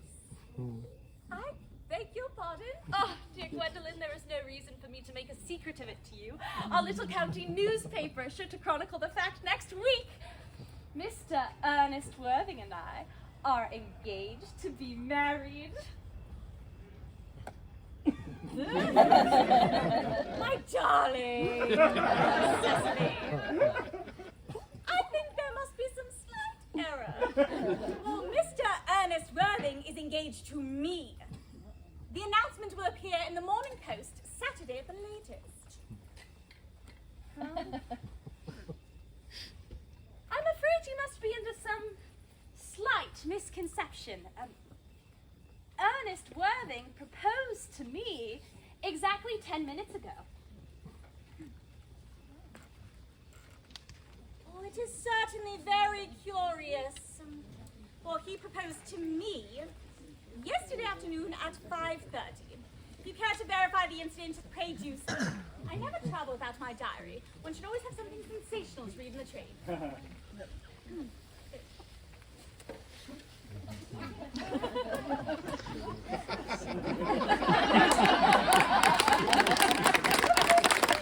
so sorry, dear Cecily, if it's any disappointment to you, but I'm afraid I have the prior claim. It would distress me more than I could tell you, dear Gwendolyn, if it brought you any mental or physical anguish, but I feel bound to point out that Since Ernest proposed to you, he clearly has changed his mind.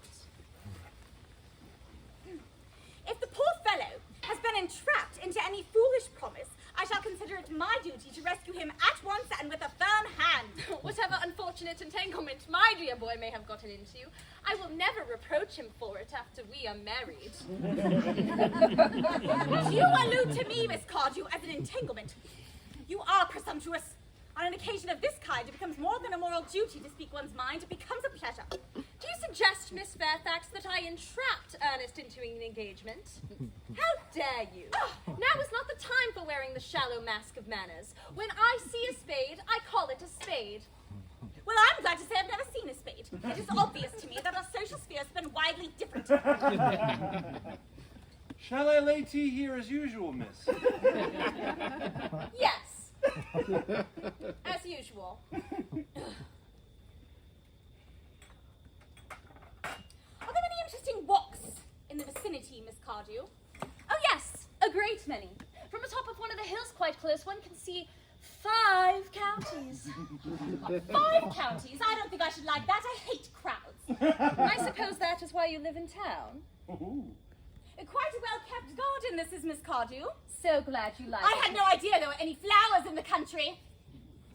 Flowers are as common here, Miss Fairfax, as people are in London. Personally, I cannot understand how anybody manages to exist in the country. If anybody who is anybody does, the country always bores me to death. I think that this is what the newspapers call agricultural depression, is it not? I hear that the aristocracy is suffering very much from it at present. It is almost an epidemic amongst them, I have been told. Can I offer you some tea, Miss Fairfax? Thank you. Detestable girl, but I require tea. Sugar? No, thank you. Sugar is not fashionable anymore.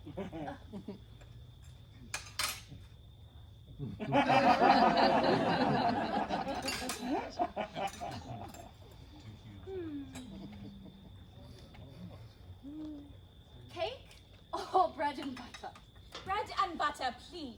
Cake is rarely seen at the best houses nowadays.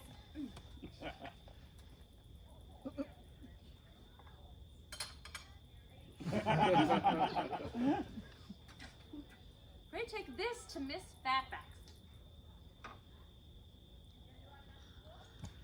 Yes, miss.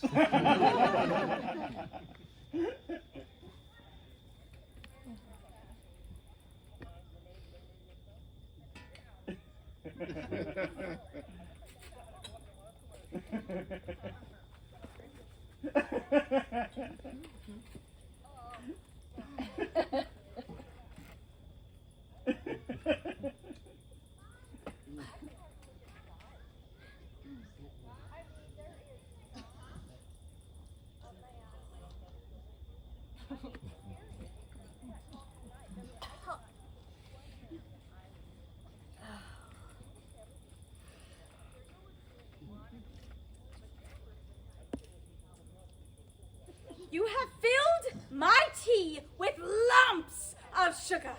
And though I asked most distinctly for bread and butter, you have given me cake. Oh. I am known for the gentleness of my disposition and the extraordinary sweetness of my nature. But I warn you, Miss Cardew, you may go too far.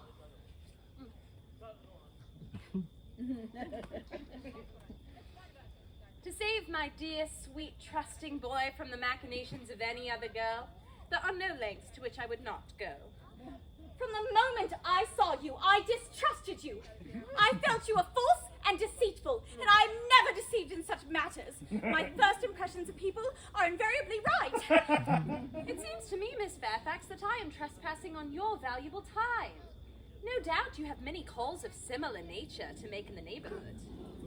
Ernest! Oh. My own Ernest! Gwendolyn, darling! A moment! May I ask if you are engaged to be married to this young lady? To dear little Cecily? Of course not. What could have put such an idea into your pretty little head? Thank you. You may. must be some sort of misunderstanding, dear Gwendolyn. The man whose arms at present round your waist is my guardian, Mr. John Worthing. I beg your pardon? This is Uncle Jack. Jack! Oh. My own one. Here is Ernest. A moment. Ernest, may I ask you, are you engaged to be married to this young lady? To what young lady? Good heavens, Gwendolyn! I mean to Gwendolyn. Of course not. What could have put such an idea into your pretty little head? Thank you. You may. I felt there must be some slight error, Miss Cardew. For the gentleman who's now embracing you is my cousin, Mr. Algernon Moncrief. Algernon Moncrief. Oh. Are you called Algernon? I cannot deny it. Is your name really John? I could deny it if I liked. I could deny anything if I liked, but my name certainly is John. It has been John for years. A gross deception has been practiced on both of us. My poor wounded Cecily. My sweet wronged Gwendolyn. You will always call me sister, will you not?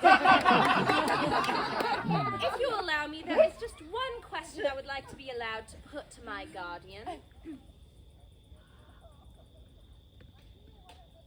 An admirable idea.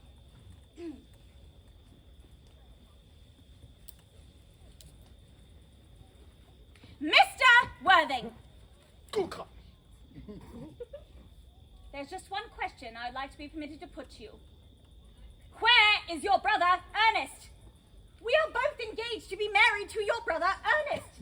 So it is a matter of some importance to us to know where your brother Earnest is at present.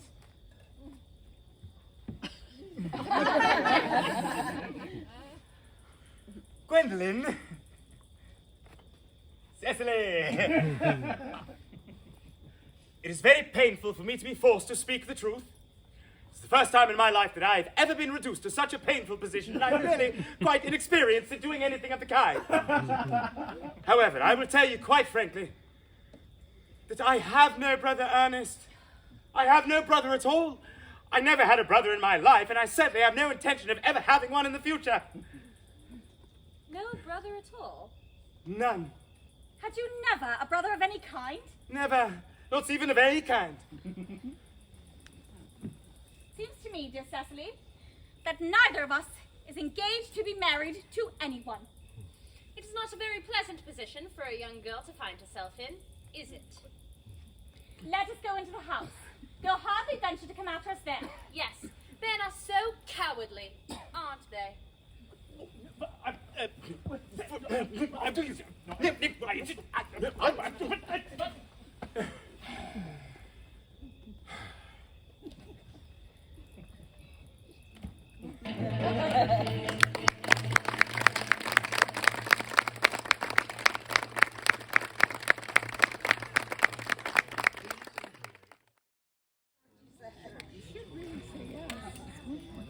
This ghastly state of things is what you call bunburying, I suppose. Yes! It's a perfectly wonderful Bunbury it is, too. The most wonderful Bunbury I've ever had in my life. Well, you have no right whatsoever to bunbury here. That is absurd. One has a right to Bunbury wherever one chooses. Every serious Bunburyist knows that. Serious bunburyist, good heavens. Well, one must be serious about something if one wants to have any amusement in life. I happen to be serious about Bunbury. What on earth you are serious about, I haven't got the remotest idea. About everything, I should fancy, of such an absolutely trivial nature. Well, the only small satisfaction I have in the whole of this wretched business is that your friend Bunbury is quite exploded. You won't be able to run down to the country quite so often as you used to do, dear Algy, and a very good thing, too. Your brother's looking a little off color, isn't he, dear Jack? You won't be able to disappear to London quite so frequently as your wicked custom was, and not a bad thing either. As for your conduct toward Miss Cardew, I must say that your taking in a sweet, simple, innocent girl like that is quite inexcusable, to say nothing of the fact that she is my ward. I can see no possible defense at all of your deceiving a brilliant, clever, thoroughly experienced young lady like Miss Fairfax, to say nothing of the fact that she is my cousin. I wanted to be engaged to Gwendolen, that is all. I love her. I simply wanted to be engaged to Cecily. I adore her. There is certainly no chance of you marrying Miss Cardew. I don't think there's much likelihood, dear Jack, of you and Gwendolen being united. Yes, there is certainly no business of yours. If it was my business, I wouldn't talk about it. Very vulgar to talk about one's business. Only people like stockbrokers do that, and then merely at dinner parties. How can you possibly sit there, calmly eating muffins while we are in this horrible trouble I can't make out? You seem to me to be perfectly heartless. Well, I can't eat... See? Well, I can't eat muffins in an agitated manner. The butter would probably get on my cuffs. I say, it's perfectly heartless you're eating muffins at all under the circumstances. When I am in trouble, eating is the only thing that consoles me. Indeed, when I'm in really great trouble, as anyone who knows me intimately will tell you, I refuse everything except food and drink. Right now, I'm eating muffins because I am unhappy. Besides, I'm particularly fond of muffins. That is certainly no reason why you should eat them all in that greedy way.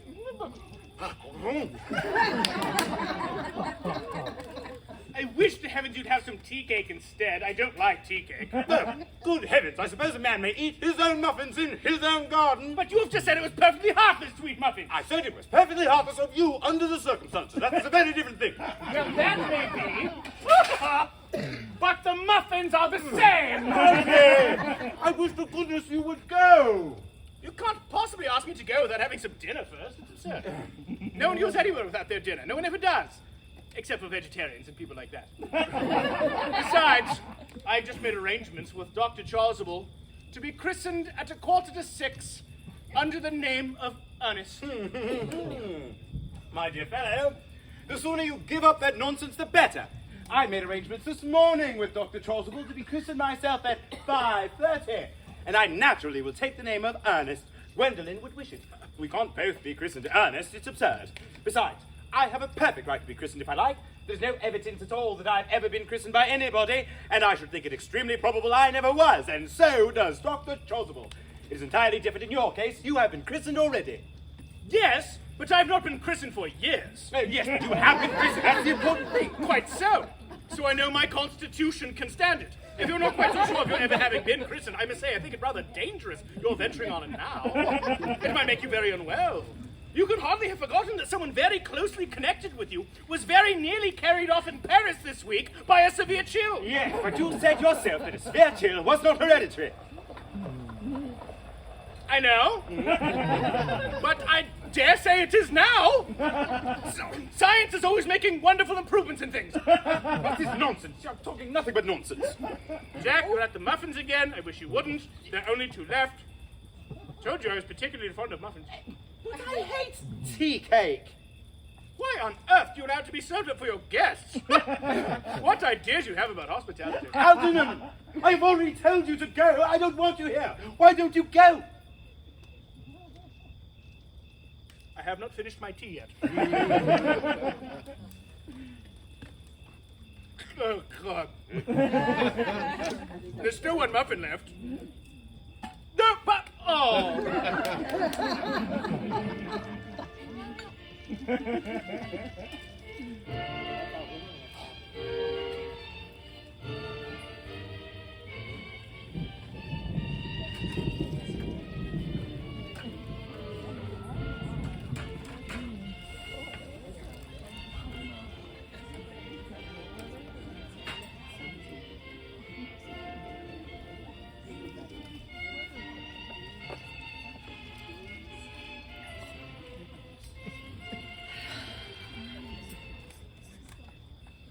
The fact that they did not follow us at once into the house, as anyone else would have done, seems to me to show that they have some sense of shame left. They have been eating muffins. This looks like repentance. They don't even seem to notice us at all. Couldn't you cough? But I haven't got a cough. They are looking at us. What effrontery. They're approaching. That is very forward of them. And let us preserve a dignified silence. Certainly. It is the only thing to do now.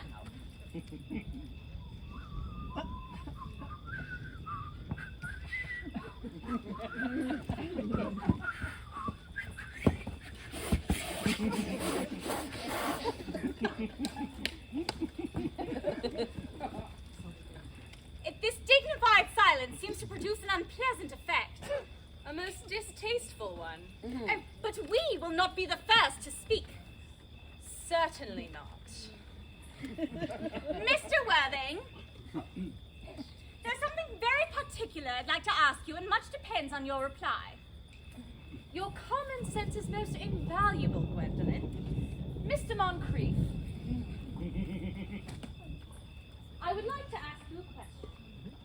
Why did you pretend to be my guardian's brother? So that I might have an opportunity of meeting you.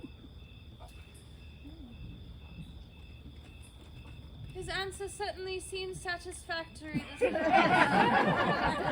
Yes, dear, if you can believe him. I don't.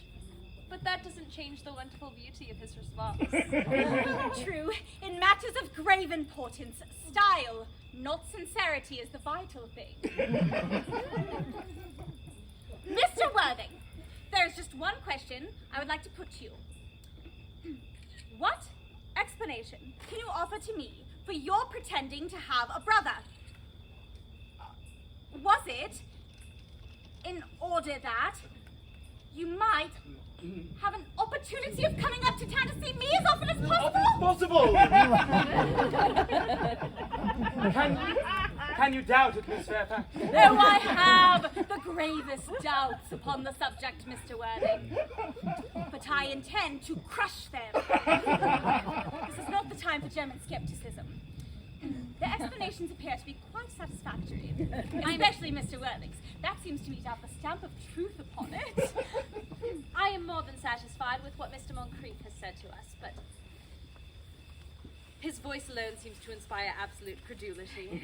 So you think we should forgive them? Yes, I mean, no. True. I had quite forgotten. There are principles at stake that one cannot surrender. Which of us should tell them the task is not a pleasant one? May we not both speak at the same time? Oh, certainly. I nearly always speak at the same time as other people. Will you take the time for me? Certainly. Your Christian names are still an insuperable barrier. That is all. Our Christian names? Is that all? But we're going to be christened this afternoon. For me? You are prepared to do this terrible thing? I am. For me, you are ready to face this fearful ordeal.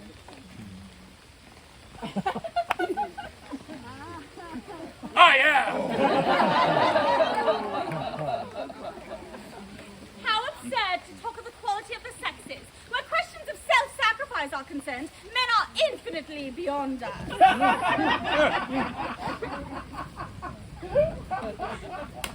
We are! They have moments of physical courage of which we women know nothing.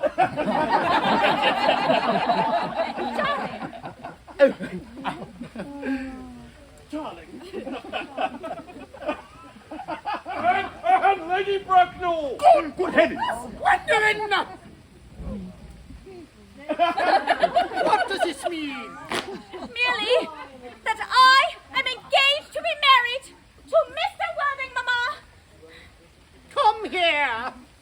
Sit down. Sit down immediately. Hesitation of any kind is a sign of mental decay in the young. Physical weakness in the old.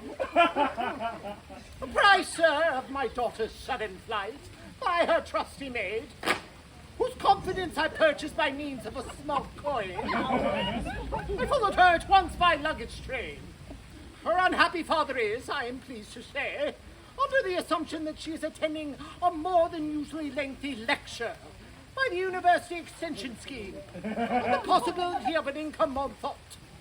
I do not intend to undeceive him. In fact, I've never undeceived him on any question. I would consider it wrong. However, you must know that all communication between yourself and my daughter must cease immediately from this moment, on this point, as in all points. I am firm.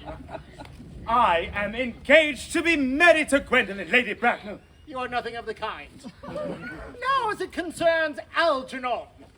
Algernon! Yes, Aunt Augusta. May I ask, is this where your invalid friend, Mr. Bunbury, resides? To Bunbury? Oh no, Bunbury is not here. Bunbury is somewhere else at present. In fact, Bunbury is dead. When did he die? His death must have been all of a sudden. Oh, I killed Bunbury this afternoon. I mean, poor Bunbury died this afternoon. What did he die of? Bunbury? He was quite exploded. Exploded? I was not aware that Mr. Bunbury was interested in social legislation. If so, he was well paid for his morbidity. My dear Aunt Augusta, what I mean is, he was found out. What I mean is, Bunbury found out he could not live, and so Bunbury died. That is what I mean. Mr. Bunbury seems to have the utmost confidence in the opinion of his physician. However, I'm pleased that he chose a definite course of action and acted upon proper medical advice. But now that we've got rid of Mr. Bunbury, may I ask, Mr. Worthing, who is this young person whose hand my nephew is holding in a rather unnecessary manner? That lady is Miss Cecily Cardew, my ward. I am engaged to Cecily to be married, Aunt Augusta. I beg your pardon. Algernon and I are engaged to be married, Lady Bracknell. I do not know whether there is something peculiarly exciting in the air in this part of Hertfordshire, but the number of engagements that go on are considerably above the proper average that statistics have laid down for our guidance. A preliminary inquiry on my part does not seem to be out of place.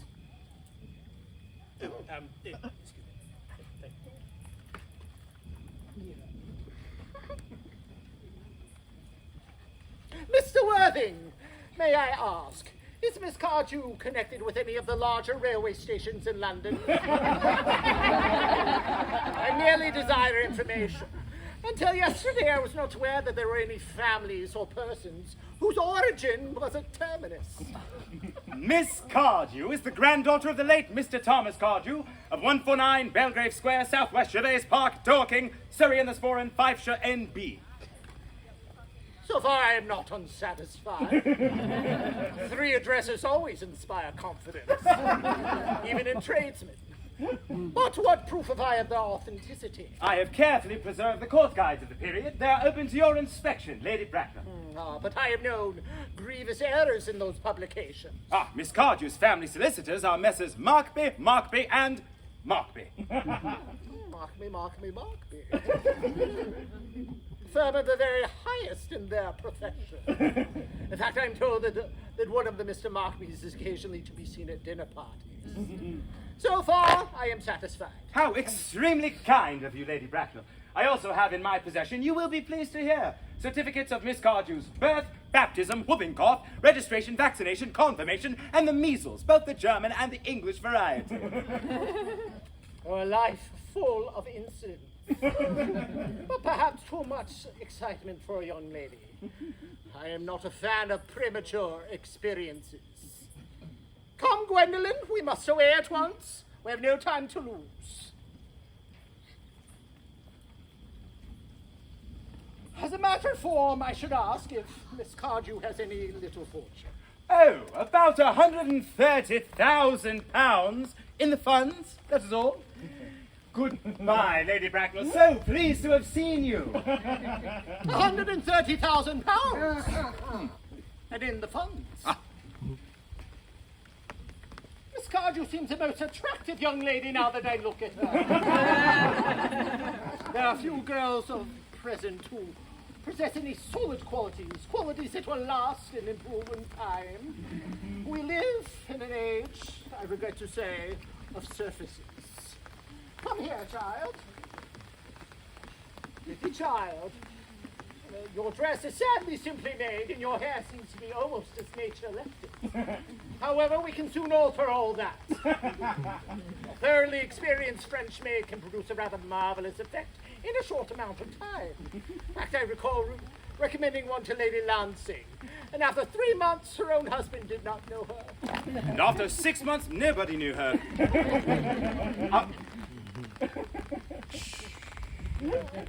Can they turn around? Oh, no, the side. Just as I expected. There are definite social possibilities in your profile. That is what is wanting in the world now. Want of principle and want of profile. The chin a little higher, dear. Yes? Yes, style largely depends on the way the chin is worn. And it is worn quite high at the present. Algernon, there are distinct social possibilities in Miss Cardew's profile. Cecily is the dearest, sweetest girl I've ever met, and I don't care tuppence about social possibilities. Algernon, never speak disrespectfully of society. Only those who can't get into it do that. Of course, Miss Cardew, you must know that Algernon has nothing but his debts to depend upon.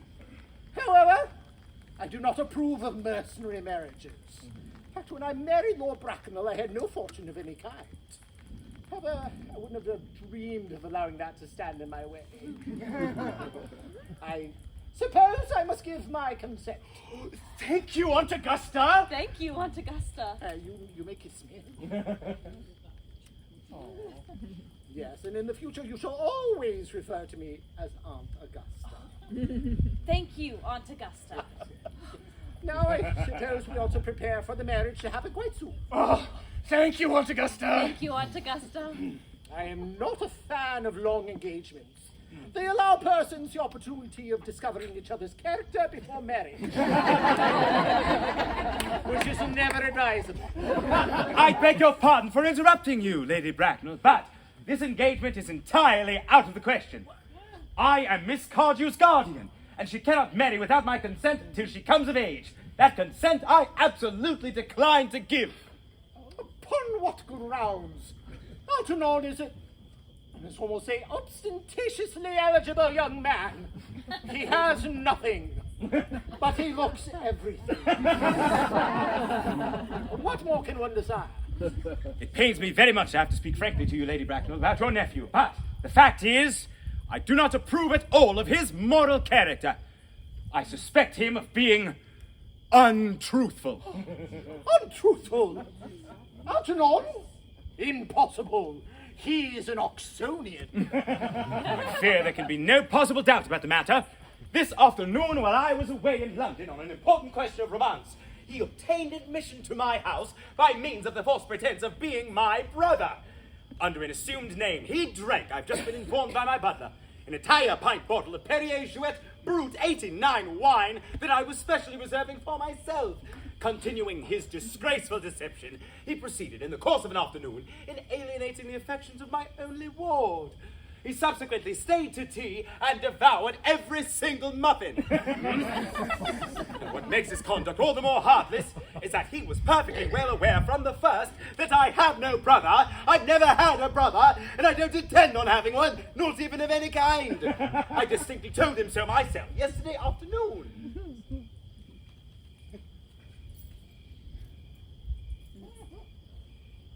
Mr. Worthing, after careful consideration, I've decided to entirely overlook my nephew's conduct to you. That is very generous of you, Lady Bracknell. My own decision, however, is unalterable. I decline to give my consent. Come here, sweet child. How old are you? Well, I am only really 18, but I always admit to 20 at evening parties. You are quite right to make some slight alteration. In fact, a woman should never be quite fully accurate about her age. It looks so calculating. 18, but admitting to 20 at parties. Well, you will soon be of age and free from the restraints of tutelage. So I see no reason why your guardian's opinion is of any matter. I pray excuse me for interrupting you again, Lady Bracknell, but the fact is, Miss Cardew's will states that she cannot marry until she comes of age. That legal age will be 35. That is no grievous concern. What? London is full of women of the highest birth who of their own free will have remained 35 for years. Lady Dumbleton in point. To my knowledge, she has been 35 ever since she reached the age of 40, which was many years ago. I see no reason why our dear Cecily will still not be more attractive at the age you mentioned than she is at present. There will be a large accumulation of property. Algie? Could you wait for me until I was 35? Of course I could, Cecily. You know I could. Yes, I felt it instinctively. But I'm afraid that I couldn't wait all that time. I hate waiting, even 5 minutes for anybody. It always makes me rather cross. I'm not very punctual myself, but I do admire punctuality in others. And waiting, even to be married, is quite out of the question. Then what is to be done, Cecily? I do not know, Mr. Moncrief. Mr. Worthing, as it seems that Miss Cardew cannot wait until she is 35, a comment which I believe shows an impatient nature, I must beg you to reconsider your decision. But my dear Lady Bracknell, the matter is entirely in your own hands. The moment you agree to my relationship with Gwendolen, I will allow your nephew to form an alliance with my ward. Of course, you must know that what you propose is entirely out of the question. Then a passionate celibacy is all that any of us can look forward to. That is not the destiny that I propose for dear Gwendolen. Algernon, of course, can choose for himself. Come, Gwendolen, we must away. We've already missed 5, if not 6 trains. To miss any more might expose us to comment on the platform. Everything is quite ready for the christenings! The christenings? Is that not somewhat premature? Both! These gentlemen have expressed a desire for immediate baptism. At their age, the idea is grotesque and irreligious. Algernon, I refuse you such excesses. Lord Bracknell would be highly displeased if he knew that this is the way that you wasted your time and money. Am I to understand that there are to be no christenings at all this afternoon? I don't think that, as things are now, it would be of much practical value to either of us, Doctor. I am grieved to hear such sentiments from you, Mr. Worthing. They savor of the heretical views of the Anabaptists! Views that I've completely refuted in 4 of my unpublished sermons. However, as your present mood seems to be peculiarly secular, I will return to the church at once. Indeed, I've just been informed by the pew opener that for the last hour and a half, Miss Prism has been waiting for me in the vestry. Miss Prism? Did I hear you say Miss Prism? Yes, Lady Bracknell, I am on my way to join her. Pray, let me detain you for 1 moment on a subject that is maybe of vital importance to Lord Bracknell and myself. May I ask, if this Miss Prism is a female of repellent nature, remotely connected with education? She is the most cultivated of ladies, and the very picture of respectability. It is obviously the same person. May I ask what position she holds in your household? I am a celibate, madam! Miss Prism, Lady Bracknell, has been for the last 3 years Miss Cardew's esteemed governess and valued companion. It seems to me to be the same person, but I must see her at once. Let her be sent for. She approaches. She is nigh. I was told you expected me in the vestry, dear Canon. I've been waiting for you there an hour and 3/4. Prism! Come here, Prism.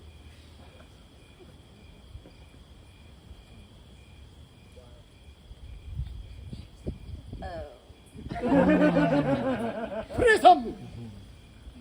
Where is that baby? Who? 28 years ago, you left Lord Bracknell's home, 104 Upper Grosvenor Street, in charge of a perambulator that carried the baby of a male sex. You never returned. After careful investigation by the Metropolitan Police, the perambulator was discovered at midnight, standing by itself in a remote corner of Bayswater. It contained the manuscript of a 3-volume novel of more than repulsive sentimentality. But the baby was not there. Prism, where is that baby? Lady Bracknell, I admit with shame that I do not know. I only wish I did. The plain facts of the case are these. On the morning of the day you mention, a day that is forever branded in my memory, I prepared as usual to take the baby out in its perambulator. I had also with me a somewhat old but capacious handbag in which I intended to place a manuscript of a work of fiction that I had been writing in my few unoccupied hours. In a moment of mental abstraction for which I never can forgive myself, I deposited the manuscript in the bassinet and placed the baby in the handbag. But where did you deposit the handbag? Oh, do not ask me, Mr. Worthing. Miss Prism, this is a matter of no small importance to me. I insist on you telling me where you deposited the handbag that contains that infant. I left it in the cloakroom of one of the larger railway stations in London. What railway station? Victoria, the Bright Line. I must retire to my room for a moment. Gwendolen, wait here for me. If you're not too long, I'll wait here for you for all my life. What do you think this means, Lady Bracknell? Of course I cannot venture to say. You must know that in families of high class, coincidences are not supposed to occur. They are hardly the thing. Uncle Jack seems strangely agitated.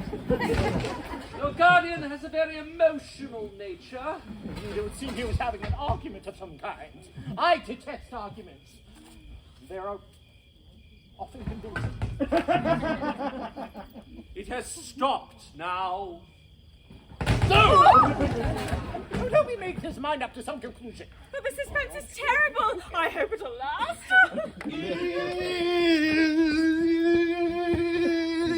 Is this the handbag? Hey, examine it carefully before you speak. The happiness of more than one life depends on your answer. It seems to be mine. Oh, yes, there's the entry it received through the upsetting the Gower Street omnibus in younger and happier days.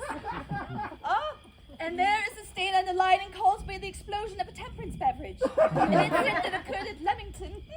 Oh, and here on the lock are my initials. I had forgotten that in an extravagant mood I'd had them placed there. This bag is undoubtedly mine. I'm delighted to have it so unexpectedly restored to me. It has been a great inconvenience being without it all these years. More is restored to you than this handbag. I was the baby you put in it. You? Yes. Mother. Mr. Worthing, I am unmarried. Unmarried? I do not deny that is a serious blow. After all, who has the right to cast a stone against one who has suffered? Cannot repentance wipe out an act of folly? Why should there be one law for men and another for women? Mother, I forgive you. Mr. Worthing! Oh, right. There is some error. There is the lady who can tell you who you really are. Oh. Lady Bracknell. I hate to seem inquisitive, but would you kindly inform me who I am? I'm afraid the answer I have will not altogether please you. You are the son of my poor sister, Mrs. Moncrief, and consequently, Algernon's elder brother. Alger's elder brother! Then I've got a brother after all! I knew I had a brother. I always said I had a brother. Cecily, how could you have ever doubted that I had a brother? Dr. Chasuble, my unfortunate brother. Miss Prism, my unfortunate brother. Gwendolen, my unfortunate brother. Algy, young scoundrel. You shall have to treat me with more respect in the future. You've never behaved to me like a brother in all your life. Well, not till today, old boy. I did my best, though I was out of practice. My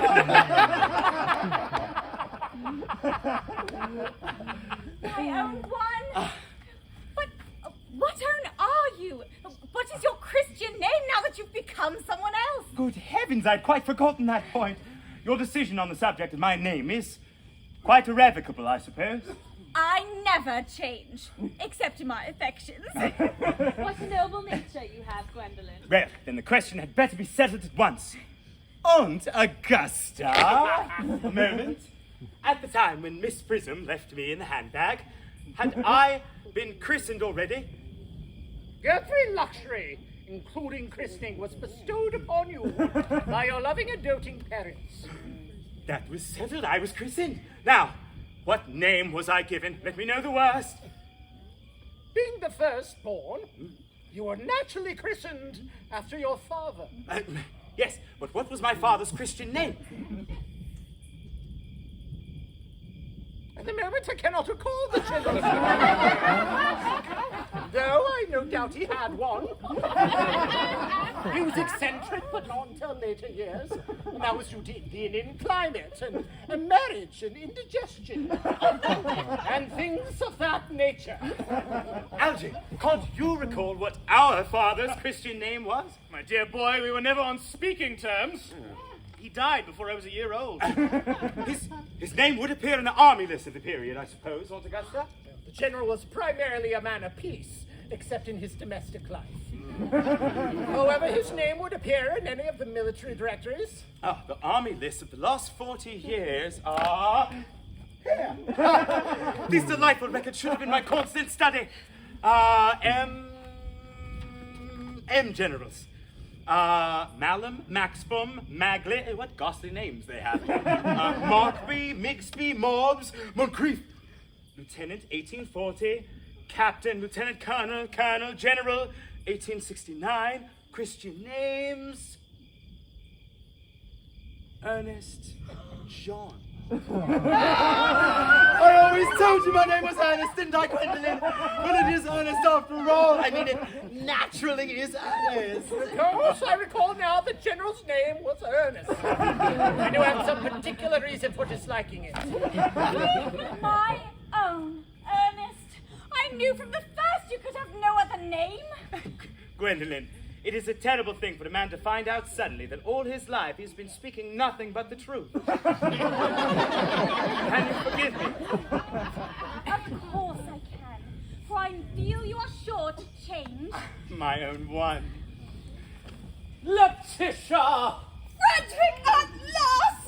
Cecily at last! Gwendolen, at last. My nephew! I fear you are showing signs of triviality. On the contrary, Aunt Augusta, I've now realized for the first time in my life the vital importance of being earnest.